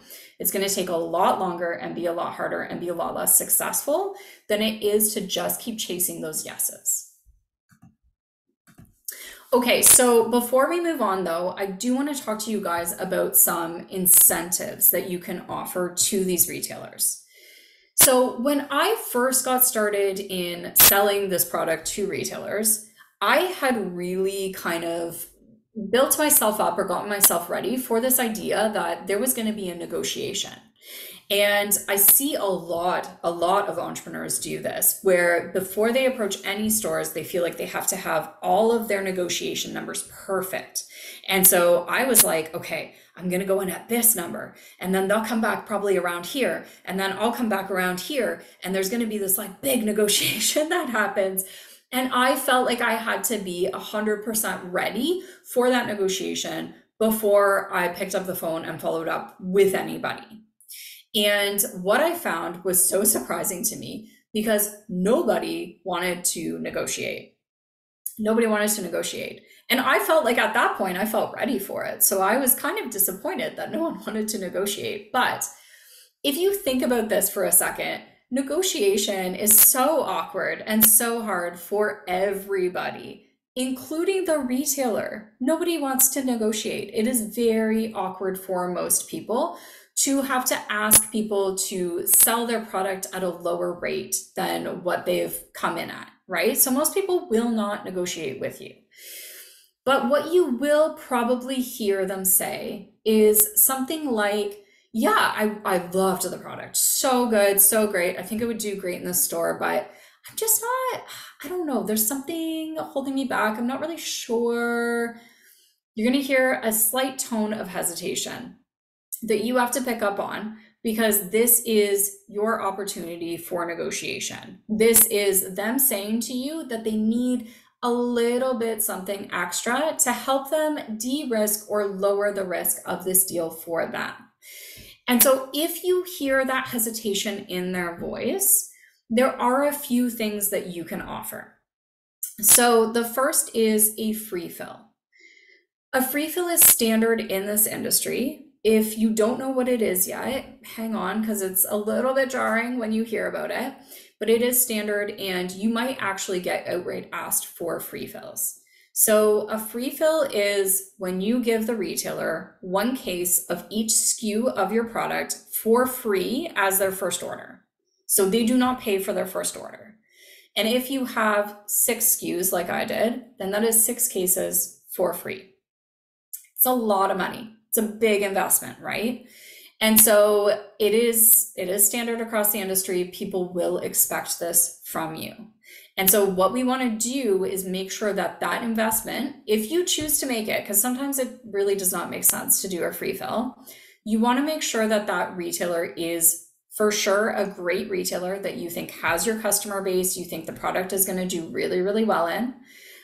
Or if they have multiple stores, it can be a great bargaining chip, because you can say, I will absolutely do a free fill for you, but only if you put me into all 3 stores or all 10 stores or whatever it is, right? Because now, instead of giving away 6 cases of product for free to 1 store, you're giving away 6 cases of product for free. And in return for that, you're getting 10 stores.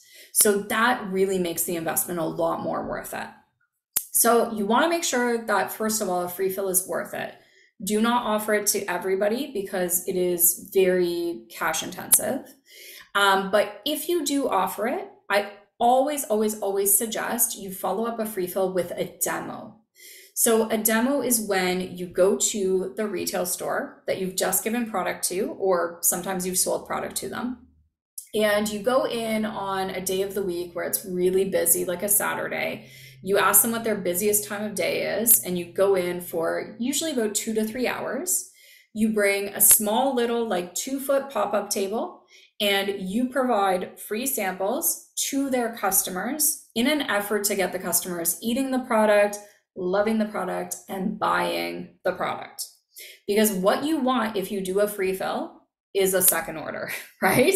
You want to have that initial free order be followed by a paid order, and then more paid orders after that to make the investment worth it. And so in order to do that, you really, really, really want to get that product moving off those shelves, get that free product out of that store, and backfill it with paid product. So you want to go in, you want to do the demo. When you do a demo, whether it's with a free fill or not, what I want you to do is bring additional product with you. Because what's probably going to happen when you demo is people are going to try the product, they're going to love it, they're going to buy the product off the store shelf. And at the end of those 2 or 3 hours, you will notice that a few of your flavors are low. And so what you can do is then go to the manager or the store owner, whoever the decision maker is, and say, hey, the demo went very well, sold a ton of your product, but I noticed that you're actually really low now on peanut butter and you only have 1 almond cranberry left. Do you want me to backfill that now while I'm here? I have product with me. That is a great way to get your second order on the spot and get them paying you in addition to that free fill. You can also offer a guaranteed sale. So I actually loved a guaranteed sale as an incentive for a few reasons. So a guaranteed sale means that you sell the product to the retailer, and they basically say, if your product expires before we can sell it, you are guaranteeing that you will buy it back from us. And so that completely de-risks this entire transaction for them, right? Because they're basically saying, we'll like float the money up front and we will buy this product from you. But if it doesn't sell, we don't want to be out that money. So if you could buy it back from us, that would be great. Here's the reason a guaranteed sale is better than a free fill. So if you have a reasonable shelf life, right? So if you have like, let's say 6 months, by the end of those 6 months, that retailer is probably not going to remember that you agreed to a guaranteed sale. Because when they ask you for a guaranteed sale, they're not, for the most part, these retailers are really not trying to, take more money from you and put you in a negative situation. They're asking for these things because they just want to see that you're flexible. They just want to see that if something was to go wrong and the product was to not work out for whatever reason, that you would be flexible in working with them to find an effective solution. Most of the time, these retailers do not want to put you in a bad position. And so most of the time, they're not going to, come knocking on your door, tapping on your shoulder saying, hey, you owe us a bunch of money because you agreed to a guaranteed sale in the first place. Most of them are not going to do that. I only had one retailer ever take me up on a guaranteed sale during the entire duration of running my business. And it was for like 5 energy bars. And I was like, okay, sure, I'll buy back these 5 energy bars. That's not very much money. And so a guaranteed sale can really be a great way to show the retailers that you're flexible to work with them without having to make such a massive investment on a free fill. Another thing you can offer is an intro deal. So this is a great way to, again, sidestep a free fill. So if somebody asks you for a free fill and you feel like, I don't know if it's worth the investment, you can say to them, we are still a relatively small local producer. And so we can't unfortunately do a free fill, but we are more than happy to offer you an intro deal. And so an intro deal is typically for the small retailers, it's usually about 10 to 15% off of the cost of their initial order. So their first order, they get kind of a sale on, and then every order after that is full price. One thing I will say, I had retailers ask me to just lower my price overall, or to, lower like the SRP, like all these different things. Do not permanently lower your price for any retailer. You offer your price for a reason. You need to make your margin too.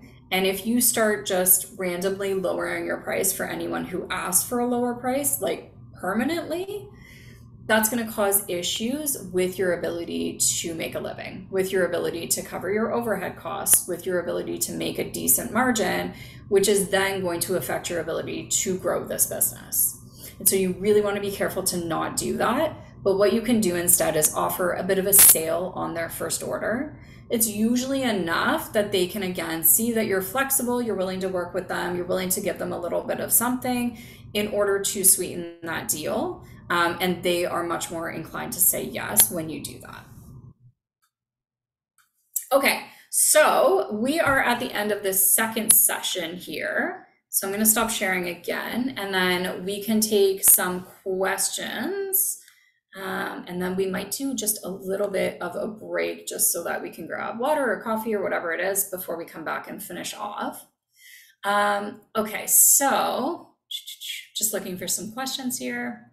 Okay, so Nora's asking, how do retailers typically allocate budget throughout the month and seasons? Is there a sweet spot time to try and approach them? So yeah, this is kind of a multifaceted question. So yes and no. So it really depends on your product, because if you, again, like if you have a health food product, for instance, your best quarter of every year is going to be the first quarter, because everybody is going on their New Year's resolutions, right? So it's going to be January, February, March, maybe sometimes into April, people are looking to buy some health food. And then everything else is going to kind of like slowly dip down a little bit until you hit that last quarter of the year, which will be your lowest sales. And so really, if you have a health food product, your best time to be approaching stores is going to be early in January, right? It just depends on, it depends on your product. It depends on your category. In terms of budget though, typically budgets are best at the beginning of a quarter. And so if you can hit retailers at the beginning of a quarter when they have a fresh budget and they haven't allocated funds to anything yet, and you're right there saying, I have this product that's going to change your life and your customers' lives, and it's going to sell and it's going to do really well, they're going to be like, yeah, sure, $150. I might as well try it out. I have all of this budget available to me right now. Let's try this and bring this in. If you're approaching them at the end of a quarter or at the end of a month, it's going to be a lot harder for sure. Okay, so Benjamin is asking, I might have missed it, but how do you end up getting the phone number? Okay, yes. So Google's going to become your very best friend as an entrepreneur, because Google has all the answers to not everything, but a lot of things. And so literally what you're going to do is you're going to have your list of stores. You're going to Google search that store. You're going to find the phone number of that store, and you're going to find the address where you're going to go when you go in person. You can go onto their website and kind of do a little look around and see if this does actually look like a good fit for your product. You could also go onto their social media accounts as well and take a look to see if you think that their audience on social media kind of connects with the audience you're looking for your product. So do a little bit of kind of digging and research. This gets, I will say, it gets a lot harder as you get into the larger retailers. So small retailers, you can literally just do the Google search and find the retail store and call and ask for the store owner if it's a really small store, or the store manager if it's a larger store. But the bigger guys, like, you're gonna have to really creep sometimes. I remember when I was trying to get into Sobeys, and someone had told me, this is the person you need to talk to at Sobeys. And I was like, great, how do I contact them? How do I call them? How do I email them? And it literally took me finding that person on LinkedIn, messaging them on LinkedIn. They didn't respond. I don't think they even saw the message. And then I Google searched the person's name, Sobeys, email address. And sometimes you don't find their actual email, but you can find what the format is of that store. So some stores are like first name dot last name. Some stores are first initial last name. Some stores would be like last name dot, first name, whatever it is, the format, and then you can reverse engineer it and try sending them an email based on what that format is. So that worked really well for me for getting in touch with the person at Sobeys. She would hate me for telling you that, but it works. It works very well. So you're gonna have to do a lot of kind of your own digging and research to find that information.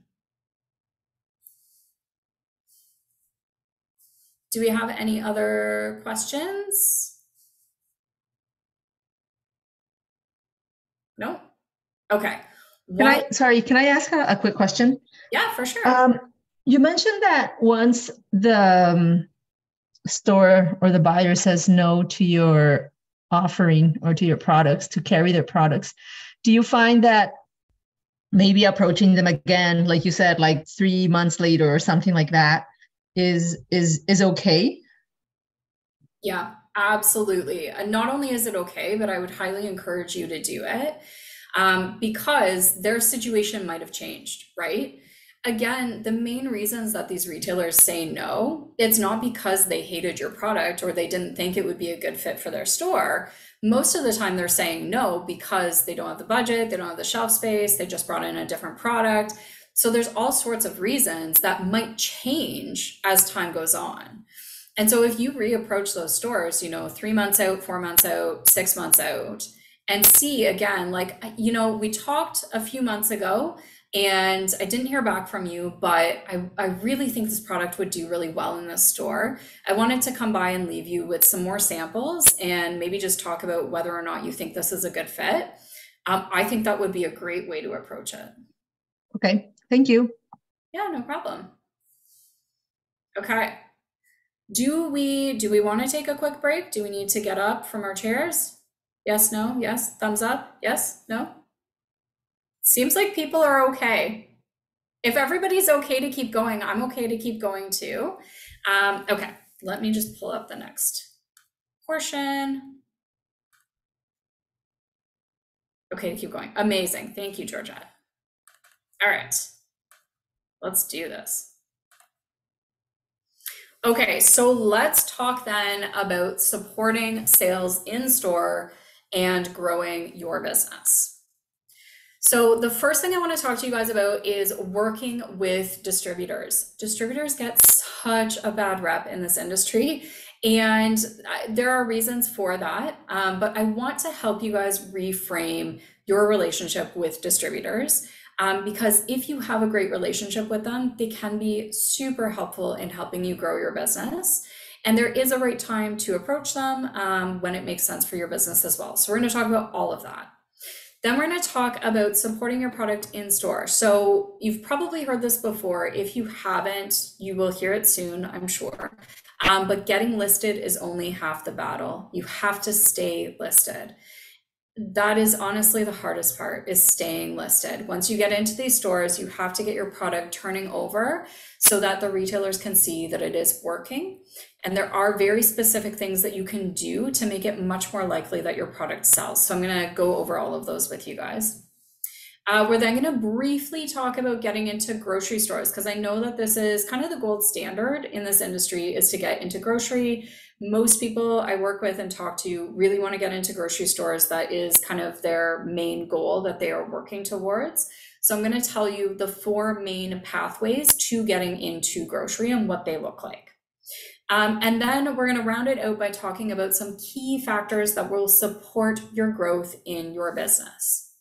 Before I move on, I have to point out that this is a photo of me, a very old photo of me, at my very first demo at a store called Quartermaster here in London. It's a health food store. And so you can see it's all very grassroots. I have my product in like a poly package. For those of you who are looking at packaging right now, it's a poly bag that I had it in a pouch. I was making the labels in-house and doing the peel and stick action that we all do.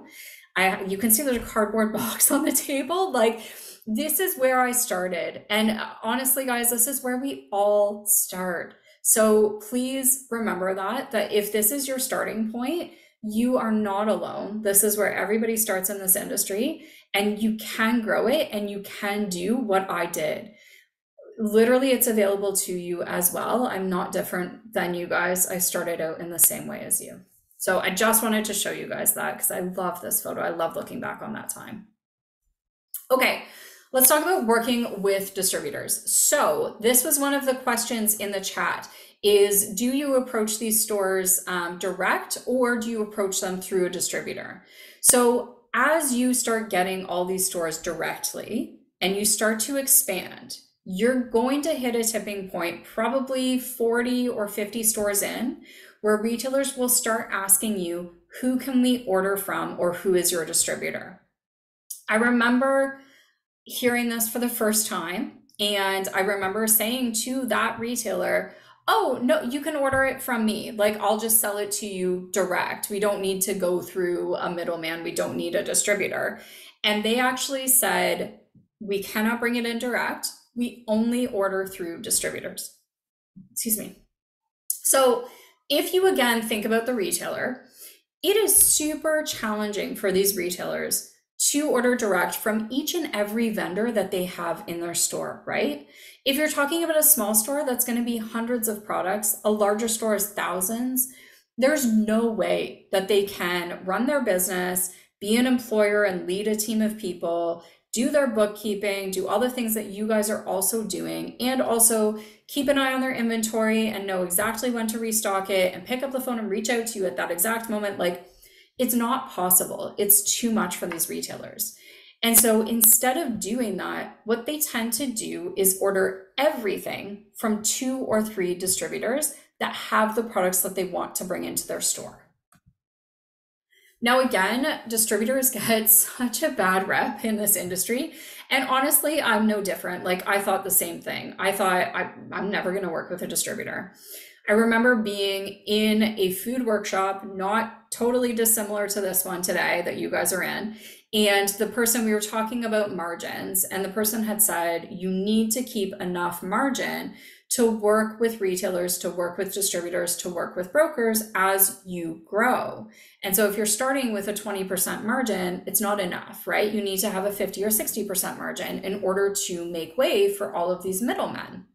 And I remember thinking, middlemen, I'm not going to bring a distributor in. Like, why would I work with a distributor when I literally can just sell direct to stores? But the reality is, you do need to work with them in this industry in order to effectively grow. If your goal is to get into large grocery store chains, or even to really expand significantly with independent boutique retailers, you will have to eventually work with a distributor. Now, the distributor also gets a bad rap because they take a cut of your margin, right? They take some of your money. And it is true, the distributor does need to make money, but you are getting something in return for that, right? You are essentially paying for the service that they offer because you want to get your product into the retail stores that they service. You are essentially paying them for that service. So it really can be a mutually beneficial relationship where you're both getting something that you want out of the relationship. So again, you want to start talking to the distributors once you have a roster of stores under your belt to have that credibility piece, right? They want to see that your product is going to sell. Now, again, the producer, you guys, you want to get your product into the stores, the distributor services. Now, the distributor actually wants 2 things. Most people know that they want a margin on the sale of your products, but what most people don't realize is that in order for the distributor business model to work, they actually really need to get their product lines into more stores. So in the food industry, we talk about the fact that we all operate on razor thin margins. And this is true. We do. We operate on very, very thin margins. But the distributors, if you can believe it, actually operate on a much smaller margin than us. They are usually making cents on the sale of your products, not dollars. Usually it's cents. And so what that means is they have to get volume of sales. They have to sell a whole lot of product just to keep their lights on, just to be able to afford their overhead costs and pay their staff and put food on their table, right? But the problem is that there's only so many products you can sell to any one store. before the store's like, I can't take any more products from you, right? And so if the distributor really wants to get volume and keep their lights on, they have to sell their product lines to a ton of stores. So this is the thing that really surprises most people with distributors, is that they actually want to take over some of your retailer accounts. And I know that that can be a little bit upsetting at first, because you have just worked your butt off to get all these stores, and now you're having to hand over some of these stores to the distributors, and you're not going to make as big of a margin. And I had the same thought process as well. But again, this can be a mutually beneficial relationship. So the first distributor that I got listed with, I was going to say spoke to, but that's not true. The first distributor that said yes, they actually sat down with me, and I didn't really know what to expect, what they were going to ask for. And so we talked margin a little bit, and then they kind of dove in. I could tell they were getting to what it was they really, really wanted to ask me about.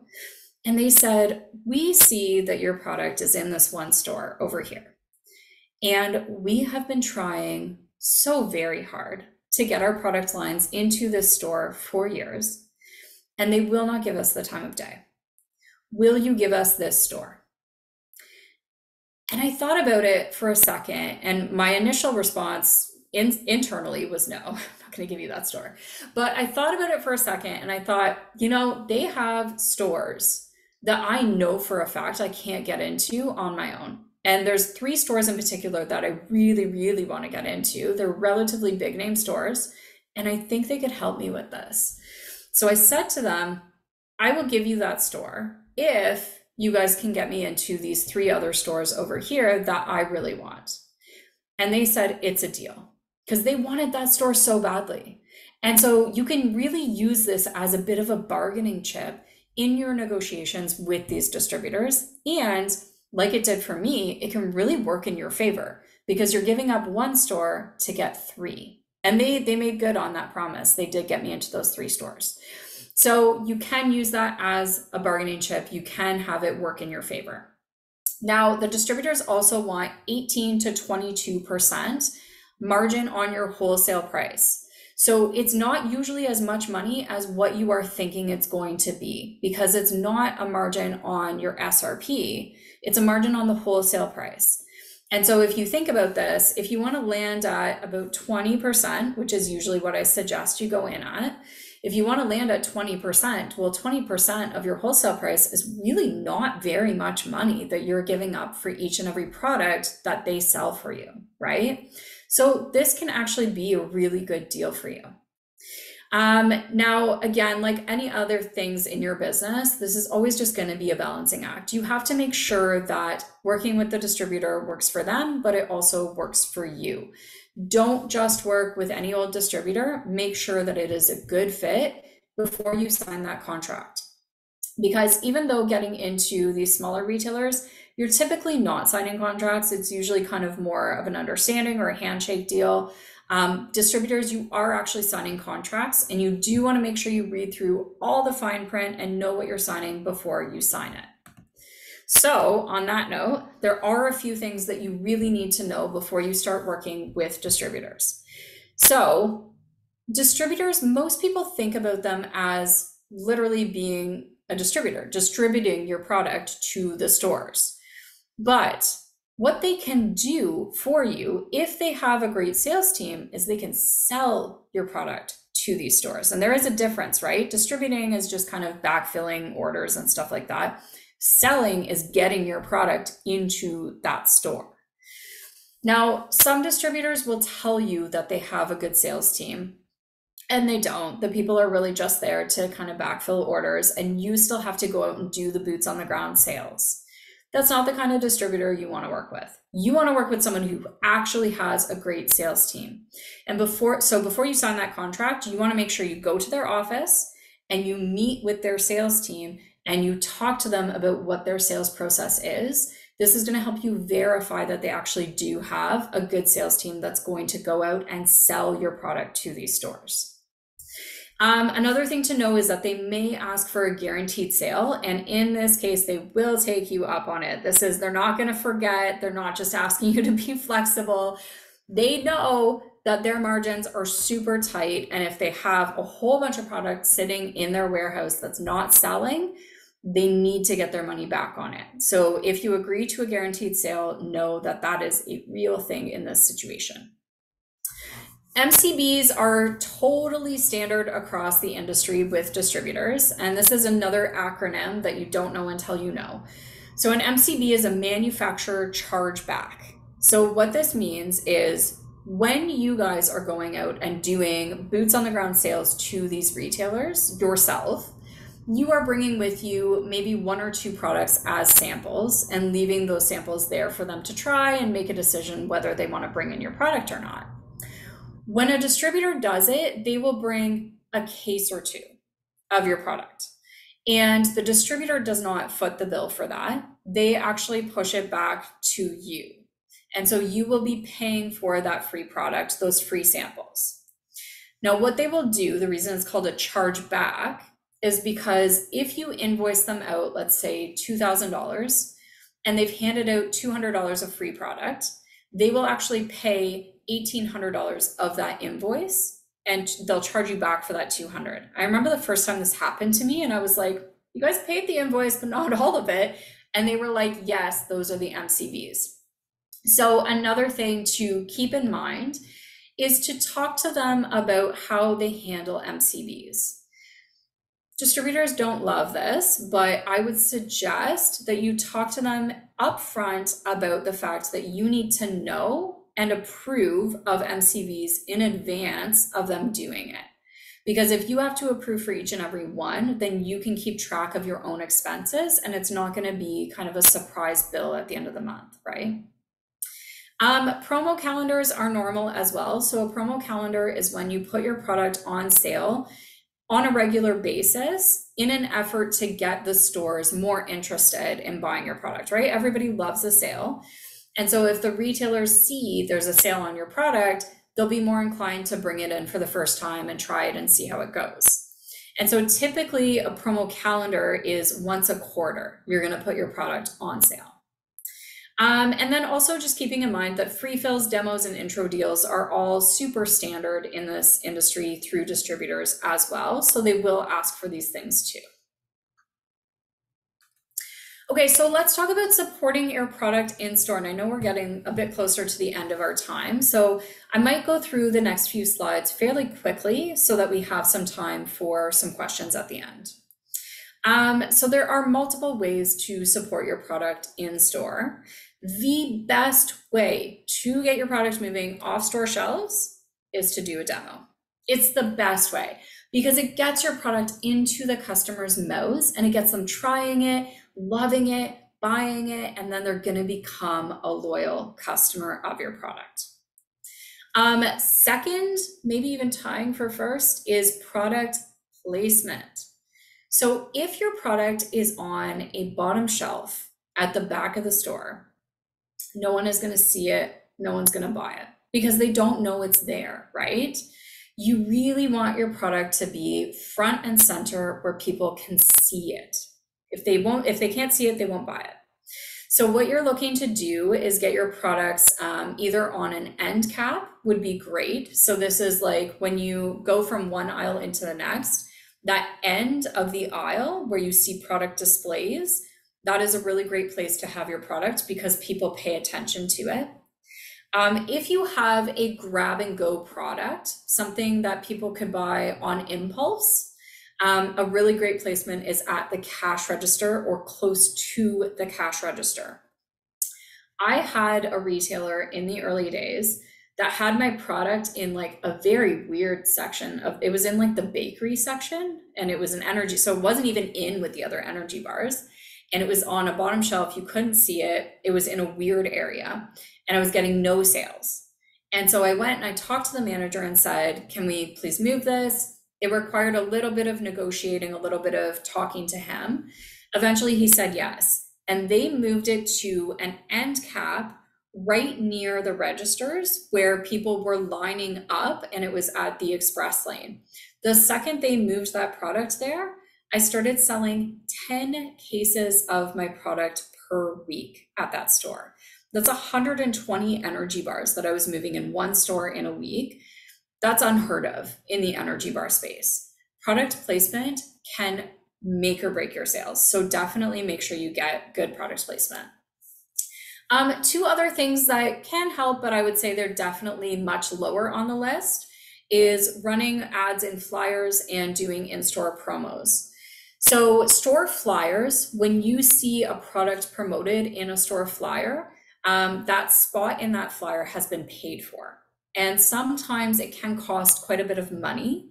So make sure you know how much it is up front, and make sure you know what you're getting from that deal in advance. Is it running in the flyer for 1 week? Is it running in the flyer for multiple weeks? Is it just the paper flyer? Is it done online as well? Do they have any email promotions that go along with it, or social media promotions? You really want to make sure you know what you're getting before you commit to a flyer. In-store promos is just putting your product on sale at the shelf level in store. It can sometimes work if you have a price-conscious consumer. Sometimes it doesn't work because the thing that's holding people back is actually trying your product, which is why demos are so great. I think it's also really an important thing to note here that there will be some stores that just don't work. For whatever reason, they just don't work out. You thought it was a good fit, you thought they had the customer base, and you've tried to demo, you've tried product placement, you tried everything you can think of, and the product just isn't moving. That's going to happen, and it's totally normal. So just keep that in mind when you are going through this process. Okay, so I promised that I would tell you the 4 main ways to get into grocery stores. So these are the 4 ways. The first is at the store level. So you're not really supposed to be doing this, but some stores are franchised. So if you see a Mark's No Frills, right? That is, Mark owns that No Frills. He's a franchise owner, right? No Frills is the corporation and Mark owns that particular store. If you approach a franchise, they are really only supposed to be bringing in products that are listed with the head office of that grocery store. But sometimes those franchise owners will say, well, it is my store and I think this is a great product, so I'm going to go ahead and bring it in. So sometimes you can get in at the store level. I think though you do have to keep in mind that if head office visits that store and they see your product and they know it's not an approved product, you can get booted from that store at any time. So something to keep in mind there. A better way to go, in my opinion, is local vendor programs. These are fantastic. Sobeys has a great local vendor program. And Loblaw has just started doing a local vendor program over the duration of COVID. I'm not sure when it started, but it was during COVID for sure. Basically what a local vendor program is the grocery store says, we know how hard it is for local small producers to get into our grocery store chain. We get it, it's very hard, it's very competitive. So what we want to do is support those local producers in any way we can. And so they've created literally these programs and have employed people to basically deliver on these programs to support local producers like yourself. And so if you can get listed on a local vendor program, you will get a list of local stores that you can go and approach and sell your product to. So they don't automatically just put your product in store. You will have to go do that boots on the ground sales still, but now you're an officially listed product with this organization. So these local stores can officially bring your product in. There's no shady, like under the scenes kind of stuff going on. And so this can be a really great way to get your foot in the door. And if your sales do really, really well, they will expand you nationally as well. I've seen this happen with other producers. Another way to get in is through head office. This is the hardest way to get into grocery stores. It is what we all think of. When we all think about approaching grocery stores, we think about talking to the buyer for that category at their head office. And it is the absolute hardest way to get into grocery, because these buyers are approached every day, every week by hundreds, if not thousands of producers. And they have to whittle those down to a handful of selected products that are actually going to make it onto store shelves.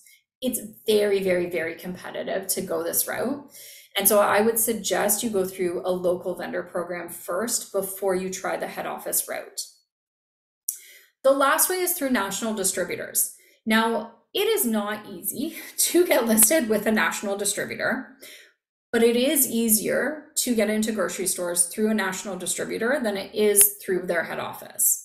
So just like the small independent retailers, grocery stores, even more so, have to order from distributors. There is no way that they are ordering from individual vendors for each product they have in these stores, right? It's not possible for them.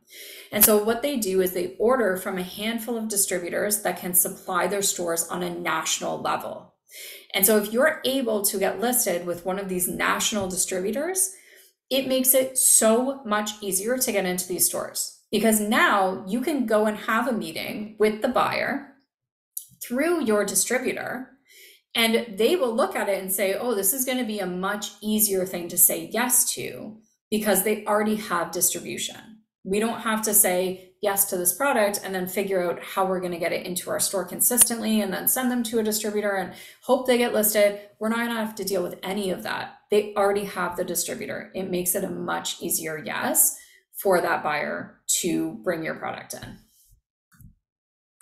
Okay, so really, really quickly, I'm going to just kind of run through these things that helped me with the growth of my business, because it's not easy starting a food business. It's much harder than most people think it is. And when I started, when most of us start, we really don't realize that it is going to be so challenging, right? But there are ways that you can be successful. You can do this too. Again, I started out just like you guys. You can absolutely do this too. So here are some of the things that helped me through this process. The first thing is consistency. So again, those big, scary, hard things that you have to do that no one wants to do, and it kind of sucks to have to do them, doing them consistently. Honestly, pick up the phone, call those stores, go to see people. If you can consistently talk to 10 people every single week, your business is going to grow so quickly. The second thing is understanding that the no's are not about you, right? Not to kind of harp on this topic a little bit, but really those no's tend to be more having to do with the retailer's situation than it does about you or your product. So learning how to not take it as personally can really, really help you push forward with your business. Not trying to force a round peg into a square hole is another one. If a retailer doesn't think the product is the right fit for their store, not trying to keep wasting your time, like trying to force it to happen, and instead just letting it go and moving on to retailers that are probably going to be a much better fit. Overcoming imposter syndrome was actually really huge for me. So again, I started out just like you guys. I did not have experience in the food industry, really had no idea what I was doing.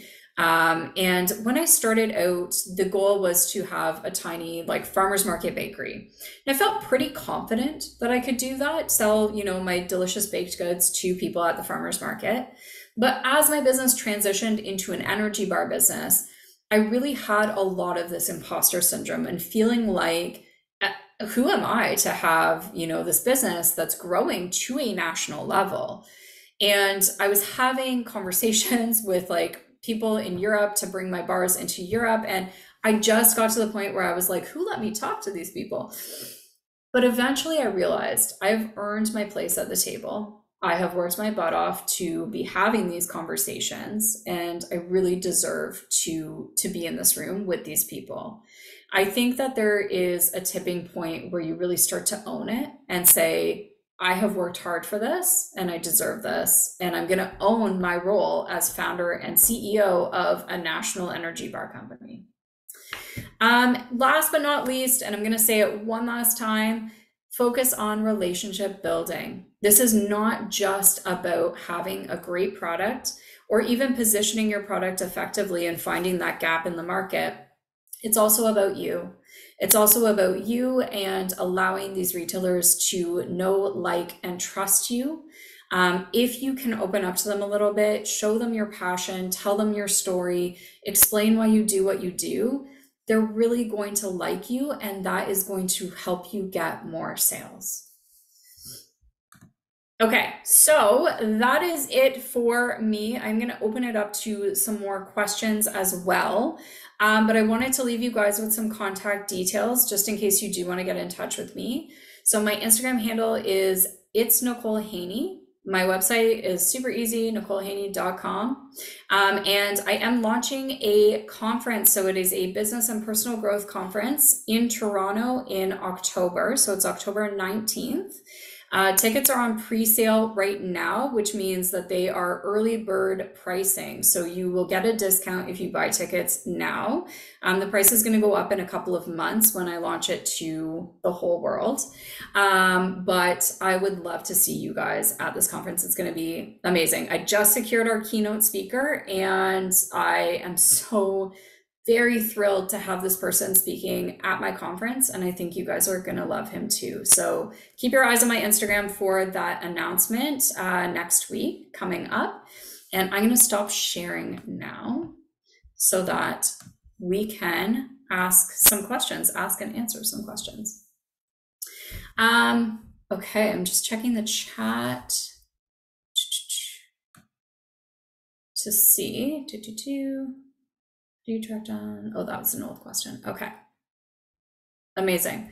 Does anybody have any questions? You can pop it into the chat function. You can take yourself off of mute and ask your question verbally, but I would love to, I think we have a few more minutes. I'd love to answer any of your burning food industry questions.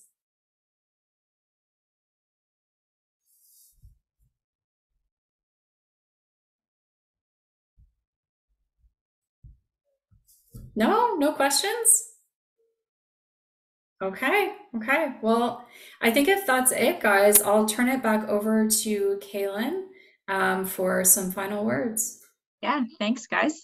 That was wonderful, absolutely amazing. And I'm glad we could have all of that content that you had offered, you had given me. Oh, there you go. There's a question right there. Could you talk a little bit about certified kitchens? Yes, for sure. Okay. So certified kitchens, you do have to produce your product in a health unit inspected kitchen. So you are not allowed to produce a food product out of your home. As per the health unit and CFIA's guidelines, you do have to produce it out of an inspected kitchen. Now this can take on a number of different forms. So you can either rent out someone else's kitchen that's already inspected by the health unit, or you can get your own manufacturing facility and put all of the equipment and everything you need into that facility.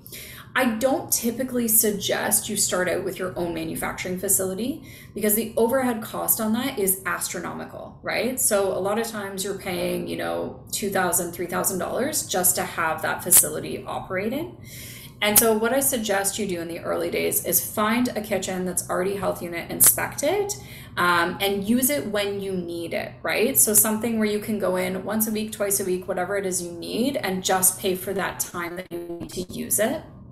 Now, to find a kitchen space, I do have a few suggestions because I remember when I was trying to find a kitchen space and I was like, they tell you that you have to use a commercial kitchen, but then there's nowhere that is a commercial kitchen space. So it's hard to find. I would start out by looking at community centers. So community centers often have kitchen space. Sometimes they will rent it out to businesses, sometimes not so much. So you can get lucky there. I certainly did. So I started out by producing at a community center kitchen. You can also look at church kitchens as well. Whether or not you belong to a church or even that church, they will often sometimes just rent it out to people who need it. So that is something that you can look at. If there are food incubators in your area, which I feel like there are, you guys, there are commercial kitchen spaces at food incubators. They are there to support you in the growth of your food business. And so they want to make it as easy as possible for you to get this business off the ground. So those would say would be the three biggest ones. And then if all else fails, you can always look at other food producers who have their own manufacturing space, because oftentimes people will get their own manufacturing space a bit too early, realize it costs a bit too much.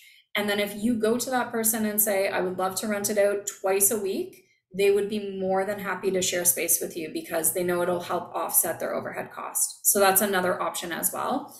Excuse me. And that's actually what I ended up doing. So I went from a community center kitchen to my market booth. Believe it or not, I had a permanent market booth space, and it was health unit inspected and certified. So I was producing there for a second. It was not a great space to be producing in though. And then moved out of that space and I was sharing with another food producer in my region. And so that can really help before I got my own manufacturing space. So I hope that kind of answers that question. Okay, do you need food handler training to work with OAFVC? Yep, so at the OVC, I can certainly, if people are more interested in more information, it's Tracy and Neil, the manager, but yes, there are the staff supports there, but the center is to help you scale up and to have your product to scale up larger and then to give you that next step to then potentially go to a co-packer or on your own, that kind of thing. So there are some opportunities there as well. Yes. Yeah. Awesome. But, yeah. Awesome. That's fantastic. I feel like it's just such a great resource for you guys in that area. Like I would tap into it if you can. And it's not just for Northumberland residents. So it's all of Ontario. We have people coming from all over. So it's great. Oh, that's amazing. That's amazing. I see there's a question here about kitchens specific for meat products. So there aren't kitchens that are specific to your category or your particular type of product. As a food producer, really the onus is on you to ensure that you are following regulations and ensure that your product is safe for human consumption. So whatever that looks like, right? If you have basically a non-hazardous product with non-hazardous ingredients, that might just look like ensuring that you get it tested for microbial growth and ensure that you don't have any foreign objects in your product, right? So that might be the safety features for that type of product. I know for dairy, I'm working with somebody that's in the dairy industry right now. It's a lot more regulated. There's a lot more concerns there that you have to follow. And I imagine for meat as well, there would be some further regulations that you do have to look at. But again, the onus is on you as the food producer. So if I were you, I would be reaching out to your local health unit to find out what the regulations are that you need to be meeting around selling meat products. But any health unit inspected kitchen will be good for any type of food product. Okay, is it better to focus on one variety or flavor to start, or try to have a small selection to help consumers have more choice to buy into your brand? Okay, so this is a great question, Nora. So it turns out that people like to have choice, but not too much choice. Because too much choice makes people feel confused, and then they feel like they don't know actually what to choose. So I found this when I was at the farmer's market, and people would come up and say, oh, you have like 8 different flavors of vegan donuts. Which one should I choose? And I was always so taken aback by that, because I was like, well, what do you like? Do you like chocolate? Do you like vanilla? Like, I can't help you here because it depends on what you want, basically. What are you in the mood for? And then I slowly started to realize, like, people don't want to have to make the choice themselves. And so I would say to people, oh, actually, so this particular donut is our top seller. This is what most people try for their first donut to see if they like it. And if they like it, they come back for more and then try some of the other flavors. And so really guiding people in what their choices are makes people a lot more comfortable.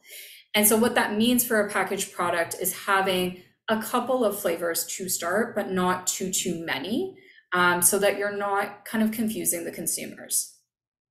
The other thing to keep in mind is that the more flavors you have, the more ingredients you have to buy, the more packaging you have to buy, the more it's going to cost for basically anything, because every single thing that you order at a commercial level is going to be a per SKU order. So when you order commercial packaging, you will have to meet their minimum order quantities of, let's say, 10,000 units per SKU. And so if you have 6 SKUs like I did, because I didn't know this going in, right? So if you have 6 SKUs like I did, that's 60,000 packages that you have to buy for your first order in order to get all your products in commercial packaging. And that applies to anything. That applies to working with a co-packer, right? They're going to do a per SKU number. And sometimes you can negotiate this down and say, will you do, 10,000 total? And sometimes they will work with you on that. But for the most part, people are going to want their MOQs per SKU to be met. And so that makes it a lot more challenging for the food producer if you have too many SKUs. Cool. Okay. Well, I think that's it, Kaylin. Yeah, no, that's wonderful. I don't have another question. I just want to say this was like the most useful presentation I've had in a long time. Like the fact that we can ask questions and get answers, and like you were so informative, just A+. Thank you so much, Nicole. Oh my gosh, thank you so much, Nora. That honestly makes all of this worth it for me. Like, this is why I do what I do, is because I have been exactly where you are right now, and I really, really want to pay it forward and help other food entrepreneurs like work through all of this stuff. So thank you. Thank you. I have to echo that. That was amazing. Yes. Yeah. Thank you so much. When you gave me the outlines of all 3 of the workshops, I'm like, can we have them all? So it was wonderful. And yeah, thank you. And happy to have you down if you're ever in this area. Love to do it in person, or if anyone in our group, our food, beverage, consumer packaged good group, or you guys on today, if you want any more information, obviously to reach out to Nicole, or again, if there's something or topic that we can provide from our center as well, please reach out. And to Luke on the call here too, his center is down to the east of us, the other small business center. So please reach out. That's what we're here for. So again, Nicole, thank you so very much. Appreciate it. Thank you guys for having me, and thank you to everybody on the call for being such an engaged audience and asking such intelligent questions. I really appreciate it. Great. Thanks, guys. Have a good night. Enjoy the weather. Bye. Thank you.